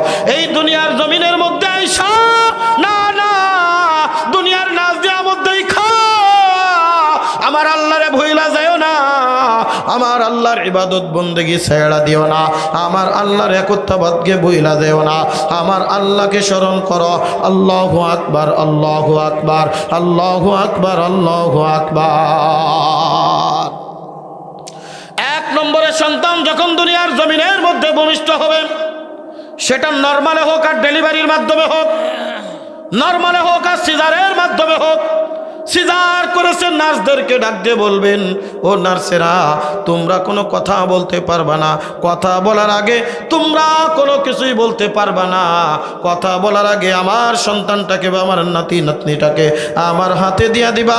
আমার হাতে দেওয়ার পরে আমি সর্বপ্রথম তার ডান কানে আজান দিব, বাম কানে একামত দিব। হাসপাতালে যাদের সন্তান হয়, দুনিয়ার গল্প গুজব করার পরে আসে, ও তো আসে শোনে ক্যাশবেজি, মনে করে ক্যাশবেজিটাই দুনিয়া। কথা বলেন ঠিক কি ঠিক না? বন্ধুরে আমার, আমার উপরে দায়িত্ব বাবা হিসেবে, এ পর্দার অন্তরালের মা গো, আপনার উপরে দায়িত্ব মা হিসাবে, ডান কানে আজান বাম কানে একামত। এই সন্তানকে মায়ের দুগ্ধ পান করাবেন। যতদিন পর্যন্ত দুগ্ধ পান করবে, দুগ্ধ পান যতবার করাবেন ততবার বিসমিল্লাহ বলে পাঠ করাবেন। আর সন্তান যতদিন পেটের ভিতরে থাকবে, আর এই সন্তান যতদিন আপনার দুগ্ধ পান করবে, এ কলিজার টুকরা মা, এই সন্তান পেটের ভিতরে ধারণ করিয়া এই সন্তানরে দুগ্ধ পান করাইতে গিয়া হারাম কোনো কাজের ভিতরে লিপ্ত হয়ে যেও না। হারাম কাজে যেও না, হারাম কথা বলো না, হারাম কাজ করো না। যদি বলো তাহলে তোমার জন্য বড় কপাল খারাপ। বড় পীর আব্দুল কাদের জিলানী রহমাতুল্লাহি আলাইহি মাত্র 3.5 থেকে 4 বছর বয়স, মা হাত ধরে নিয়ে গেছে মক্তবে ভর্তি করানোর জন্য। হুজুর আমার ছেলেটারে একটু আলিফ বা তাসা পড়ায়া দেন। বলেন তো 3.5-4 বছর বয়স, এই বয়সের ছেলেরা কোনো রকম কথা বলতে পারে নাকি পুরো হাফেজ হয়ে যায়? কথা কয় না? হাফেজ হইতে পারে না, না কোন রকম কথা বলে। এ বন্ধু, বড় পীর আব্দুল কাদের জিলানী রাহমাতুল্লাহি আলাইহির মা হাত ধরে নিয়ে চলে গেছে, হুজুর আমার ছেলেটারে মক্তবে ভর্তি করায় নেন, আলিফ বা তাসা পড়ায়া বিসমিল্লাহ আউযুবিল্লাহ পড়ান, একটু কোরআন শরীফ শিখান। এবার আব্দুল কাদের জিলানীর উস্তাদ মা ভর্তি করে দিয়ে চলে আসছে। এইবার বলতেছে বলো আলিফ। আব্দুল কাদের জিলানী আলিফ থেকে ইয়া পর্যন্ত পড়া সারা। আল্লাহু আকবার করেন না? তানবীহুল গাফিলিন কিতাব পড়ে দেখবেন বন্ধু, গভীর মনোযোগ। তাজকিরাতুল আউলিয়া কিতাব পড়বেন, বড় পীর আব্দুল কাদের জিলানী আলিফ থেকে ইয়া পর্যন্ত পড়া সারা। উস্তাদ বড় অবাক, উস্তাদ বড় অবাক। বলল জীবনে কোনো দিন মাদ্রাসায় যায় নাই, ছেলেটা কেমনি ইয়া পর্যন্ত পড়ল? ছেলে ডাক দিয়ে বলে হুজুর তাই না, তাই না, আমি ইয়া পর্যন্ত পারি না। আলিফ লাম মিম থেকে শুরু করে নিয়ে একবার সূরাতুল কাহাফ পর্যন্ত একবার 15টা পারা আমি আব্দুল কাদেরের মুখস্থ। জোরে জোরে খান আল্লাহু আকবার। यार अगर यारे नबाशद यारे हरगिज यारे नीस गुल अगर खुशबू न दारद काबिले गुलजार नीस गुल अगर खुशबू न दारद काबिले गुलजार नीस। जोरे कन्ना अल्लाहु अकबर। আব্দুল কাদের জিলানীর উস্তাদ বড় অবাক, ডাক দেওয়া হলো আব্দুল কাদের জিলানীর আম্মাকে। ও আব্দুল কাদেরের আম্মা, আপনি না বললেন আপনার সন্তান কোনোদিন মাদ্রাসায় পড়ে নাই, আপনার সন্তানকে কোনোদিন মাদ্রাসায় পাঠান নাই, তাহলে আপনার সন্তান আলিফ লাম মিম থেকে শুরু করে নিয়ে একেবার 15টা পারা তার মুখস্থ আমি শ্রবণ করেছি, মাঝের থেকে শুনেছি, যেখান থেকেই শুনি সেখান থেকেই বলতে পারে। আব্দুল কাদের জিলানীর আম্মা বলে, আল্লাহর কসম করে বলি জীবনে কোনো দিন তারে আমি মাদ্রাসায় নিয়ে যাই নাই, আবার কাছেও তো সেরকমভাবে পড়ে নাই হুজুর, আমি বলতে পারি না। বলে কেমনে হলো? আব্দুল কাদের জিলানীর আম্মা মাথাটা নিচের দিকে দিয়া চোখের পানি ফেলায় ডাক দে বলে, হুজুর বুঝতে পেরেছি, আমি আব্দুল কাদেরের আম্মা, আমি 15 পারার হাফেজা। আমার আব্দুল কাদের যেদিন গর্ভের ভিতরে ধারণ করেছে সেই দিন থেকে প্রতিদিন একবার করে 15 পারা খতম করেছি। আব্দুল কাদের জিলানী যখন দুধ পান করতো গো হুজুর, আমি বসে থাকতাম না, আমি কোরআন তেলাওয়াত করতাম, আমার সন্তান দুগ্ধ পান করত আর আমি কোরআন তেলাওয়াত করতাম। এই তো গত কিছুদিন আগে আপনাদের এই দৌলতপুর থানার একটা মাহফিল আছে না, দৌলতপুর থানার একটা মাহফিল গেলাম, আমাকে একটা বাসায় বসতে দিল, মাইকের আওয়াজ চতুর্দিক থেকে মাহফিলের আওয়াজ, দ্বিতীয় বক্তা আলোচনা করে আমারে বসতে দিয়েছে, যেই ভাষায় খাইতে দিবে দেখি পাশের রুমের থেকে গুনগুন করে গানের আওয়াজ। বাড়িওয়ালারে ডাক দিলাম, ভাইজান গান শোনার জন্য কি এখানে আমারে বসাইছেননি? হুজুর কই, একটু কান লাগায় শুনেন, গানের আওয়াজ ধুমধাড়াক্কা বাজতেছে, কি ব্যাপার? ঘরের ভিতরে গান চালান। ঘরের ভিতর থেকে আইসা জিব্বাই একটা কামড় দেখায়, হুজুর না আমি ইচ্ছা করে গান বাজাই নাই, আমার একটা ছোট্ট নাতিন আছে, কেবলমাত্র 1 বছর কেবল বয়স পার হয়েছে, যতক্ষণ পর্যন্ত কানের কাছে গান না বাজানো হয় ততক্ষণ পর্যন্ত ঘুমাই না। আছে না নাই? সন্তান কথা বলতে চায় না, সন্তান খাইতে চায় না, হাতে মোবাইল ধরায় দিছো, দেখে আর খায়, গান দেখে আর খায়, নাসা দেখে আর খায়, কার্টুন দেখে আর খায়, মোটু পাতলু দেখে আর খায়, অমুক দেখে আর খায়, এই দেখে আর খায়। ওই সন্তান কিন্তু একদিন এমন হবে, ওই সন্তান আর কোরআনের পাগল হবে না, ওই সন্তানের কাছে মাদ্রাসা আর ভালো লাগবে না, ওই সন্তানের কাছে কোরআন আর ভালো লাগবে না, ওই সন্তান আর দিন আর ভালো লাগবে না, ওই সন্তানের কাছে নামাজ ভালো লাগবে না। তুমি ওই বন্দার বড় হইলে যেই সন্তানদের ছোট্টকালে তুমি গান শিখাইছো, গান শুনাইছো, ওই সন্তানদের তুমি যদি বড় হওয়ার পরে মসজিদে রাখো কেমনে যাবে? কথা কয় না? ওই সন্তানদের যদি নামাজ শিক্ষা দিতা, আজকে দেখেন না কত ছোট্ট বাচ্চা ওই 2 রাকাত নামাজে 60টা মাসালা। কয়জন মুরব্বী আছেন বলতে পারবেন, হুজুর 60টি মাসালা অনুযায়ী আমি নামাজ আদায় করি?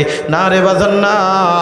এই কারণে বান্দা একটা কাজ করবা, যখন সন্তান আস্তে আস্তে বড় হবে, সর্বপ্রথম যখন কথা বলা শিখবে, সর্বপ্রথম তারে কথা বলবা বিসমিল্লাহির রহমানির রহিম, আলহামদুলিল্লাহি রাব্বিল আলামিন, আর রহমানির রহিম, মালিকি ইয়াউমিদ্দিন।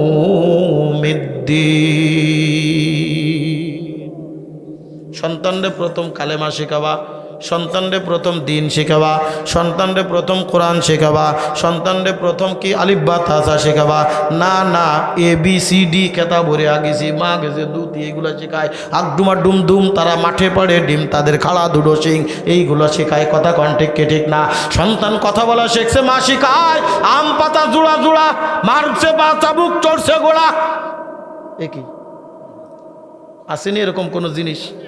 হ্যাঁ, বাস্তবতায় কোনো কিছু এরকম আছে? তারা মাঠে পাড়ে ডিম, তাদের খাড়া দুটো শিং। সন্তানদের ছোট্টকালে তুমি হারাম জিনিস শিক্ষা দিলা, মিথ্যা শিক্ষা দিলা। না না, ওই সন্তানদের শিখাও আলিফে আল্লাহ, আল্লাহ আল্লাহ জিকির করো, দিলে দিলে ফিকির করা। বাতে বাইতুল্লাহ, বাইতুল্লাহ মানে মসজিদ। আজান হলে মসজিদে যাও, ওযু করে নামাজে যাও। এই সন্তান কি শিখবে? আমার একজন আছে, আল্লাহ আজান হইলে আর ঘরে বসে থাকা যাবে না। আমার গতবার আমি যখন আসছিলাম, আমার বাবারে আমি আপনাদের সামনে দেখাইছিলাম। জোরে কোন কথা ঠিক কিনা? এই ছেলেটা কই? মনে হয় বাইরে আছে। এইবার আমার ছোট ছেলেটারের সাথে করে নিয়ে আসছি, মাত্র 4.5 বছর বয়স। আলিফ বা থেকে ইয়া পর্যন্ত কোন হরফে কি একবার হুবহু পুঙ্খানুরূপে এখনই দাঁড়ায় শোনাই দিতে পারতো। আজান হয়ে গেলে আমার মনে না থাকলে রেখে উঠে, আব্বা আজান দিয়েছে, নামাজে চলো, সেও যাবে আমিও যাবো। ফজরে ওরা আমার আগে ওরা আজান ঘুম ভেঙে যায়। আর আমার সন্তানরা আমি কি করতেছি? এই সন্তান বুড়ো হয়ে গেলে, আমি বুড়ো হইলে আমারে লাথি মারবে, না মারবে কেনা? কষ্ট লাগে আপনাদের? রাগ করছেন? এই জন্য সূরাতুল লুকমান দিয়ে আল্লাহ পাক রব্বুল আলামিন বুঝাইতে চায়, এ দুনিয়ার মানুষ মনে রাখো, ওই যে বড় ইসরা নূরে মদিনা নুরানি হাফিজিয়া মাদ্রাসা, এই মাদ্রাসার ছোট্ট ছোট্ট তালেবে ইলম যেমন কোরআন শিখে, তোমার সন্তানদের এরকম মাদ্রাসায় পাঠায় দাও, মাথায় টুপি লাগায়া দাও, গায়ে জুব্বা লাগায়া দাও। ওই সন্তান যখন পড়বে আলহামদুলিল্লাহি রাব্বিল আলামিন আর রহমানির রহিম। গতবার আমি আমার আব্বারে দেখাইছিলাম আপনাদেরকে। আজকে গত রমজানের 19শে রমজান আমার বাবা দুনিয়ার থেকে বিদায়। আজকেও বাসার থেকে যখন বাইর হই, বাবার কবর জিয়ারত করে আসছি। আর বাবারে বললাম, ও বাবা, গতবার যেই মাহফিলে তুমি গিয়েছিলে, আজকে সেই মাহফিলে যাই তুমি নাই। যখন ডাক দে বলি রব্বির হামহুমা কামা রব্বায়ানি সগীরা, ওই যে ভাড়া করে 500 টাকা দিয়ে হুজুর নিয়া আপনার বাবার কবরে জিয়ারত করার, 500 টাকা দিয়ে হুজুর দিয়া মিলাদ পড়ার, ওই হুজুরের চোখের পানি আপনার বাবার জন্য পড়বে না। আপনি যখন ডাক দিবেন, আল্লাহ আমার বাবারে তুমি মাফ করো, আমার মারে তুমি মাফ করো, আরে ওরে টাকা দেওয়া লাগবে না, পয়সা দেওয়া লাগবে না, চোখের থেকে অটোমেটিক পানি চলে আসবে।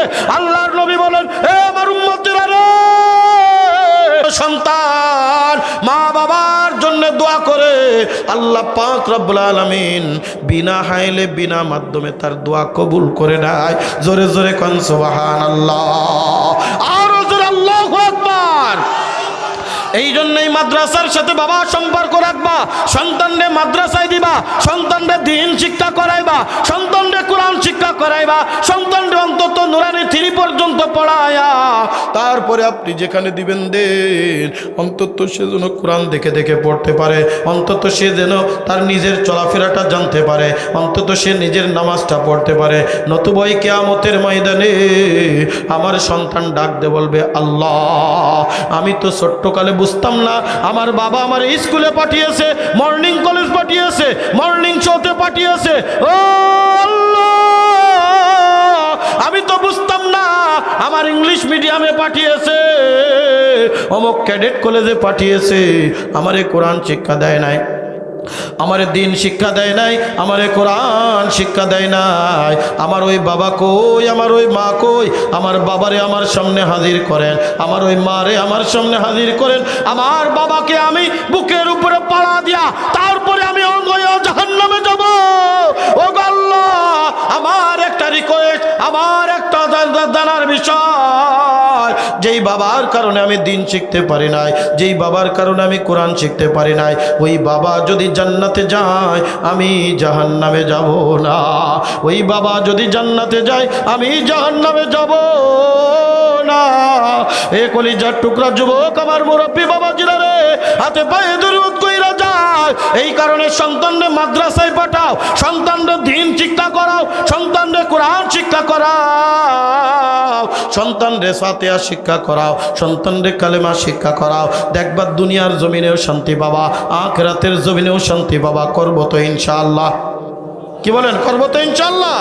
এই যে নূরে মদিনা নুরানি হাফিজিয়া কওমিয়া মাদ্রাসা, এই মাদ্রাসায় আমার সন্তানকে আমি ভর্তি করিয়ে দিব, অথবা যেখানে থাকি সেখানের মাদ্রাসায় ভর্তি করিয়ে দেব ইনশাআল্লাহ।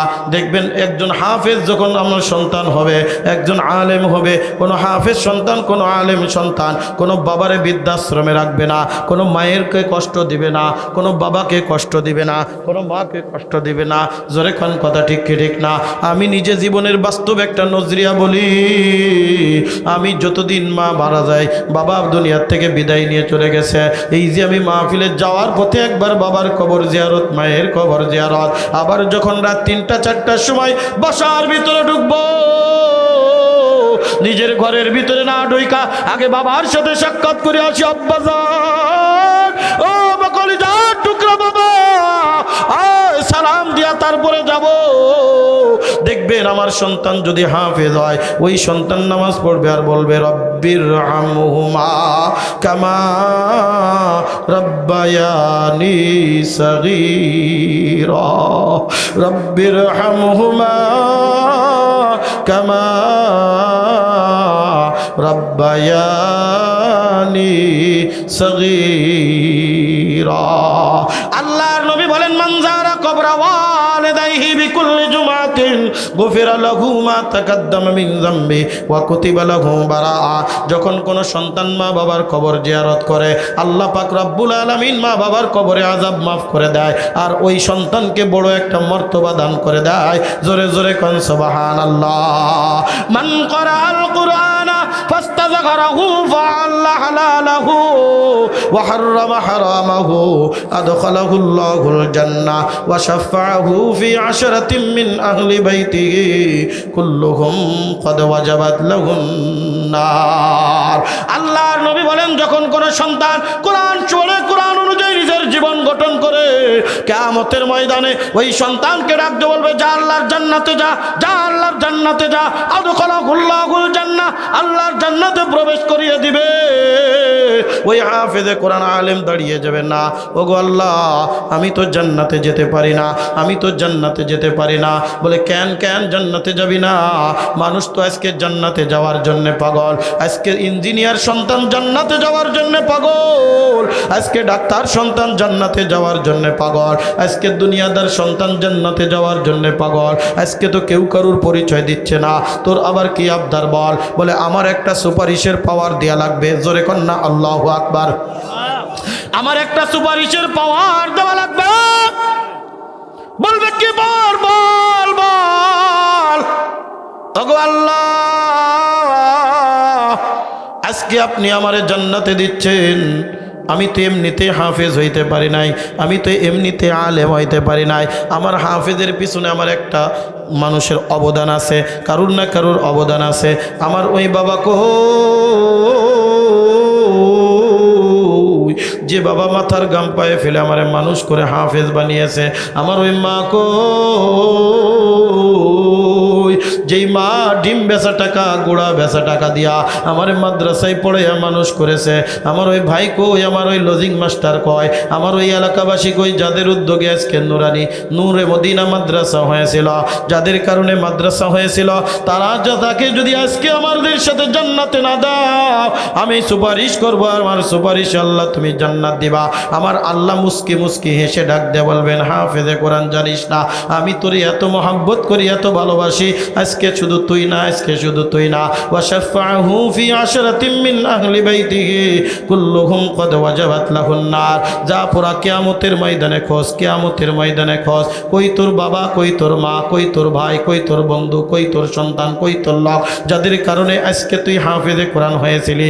যা যা, একজন দুইজন না, 10 জন ব্যক্তিরে আমার সামনে হাজির কর, যাদেরকে আমি জাহান্নামের আগুন ওয়াজিব করে দিয়েছি। আমাকে সুপারিশ করবি আর আমি তার সুপারিশ কবুল করে আমার জান্নাত দিয়া দিব। জোরে জোরে কোন সুবহানাল্লাহ। ওই কিয়ামতের ময়দানে বাবা বাম হাতে আমলনামা পেয়ে যাবে, বাম হাতে আমলনামা পেয়ে রাখতে বলবে ইয়া ওয়াইলাতানা মালি হাযাল কিতাব লা ইউগাদিরু সাগীরাতাও ওয়ালা কাবীরাতান ইল্লা আসাহা। ওগো আল্লাহ, এটা কেমন আমলনামা, যেই আমলনামার ভিতরে ছোট্ট থেকে ছোট্ট, বড় থেকে বড় কোনো আমল তো বাদ দাও নাই, যেই কিতাবের ভিতরে, যে আমলনামার ভিতরে কোনো আমল তো বাদ দাও নাই। রাতের অন্ধকারে কোন গুনাহ করেছি সেই গুনাহও তো রেখছ। বাম হাতে আমলনামা যাওয়ার সাথে জাহান্নামের ঠিকানা চলে আসবে। ওই জাহান্নামের ভিতরে যখন যাবে আমার কলিজার টুকরা যুবক মুরব্বী বাবা জিরা রে, ওগো পর্দার অন্তরালের মাগো, দিলের কান লাগায়া শুনো, দিলের কান লাগায়া শুনো।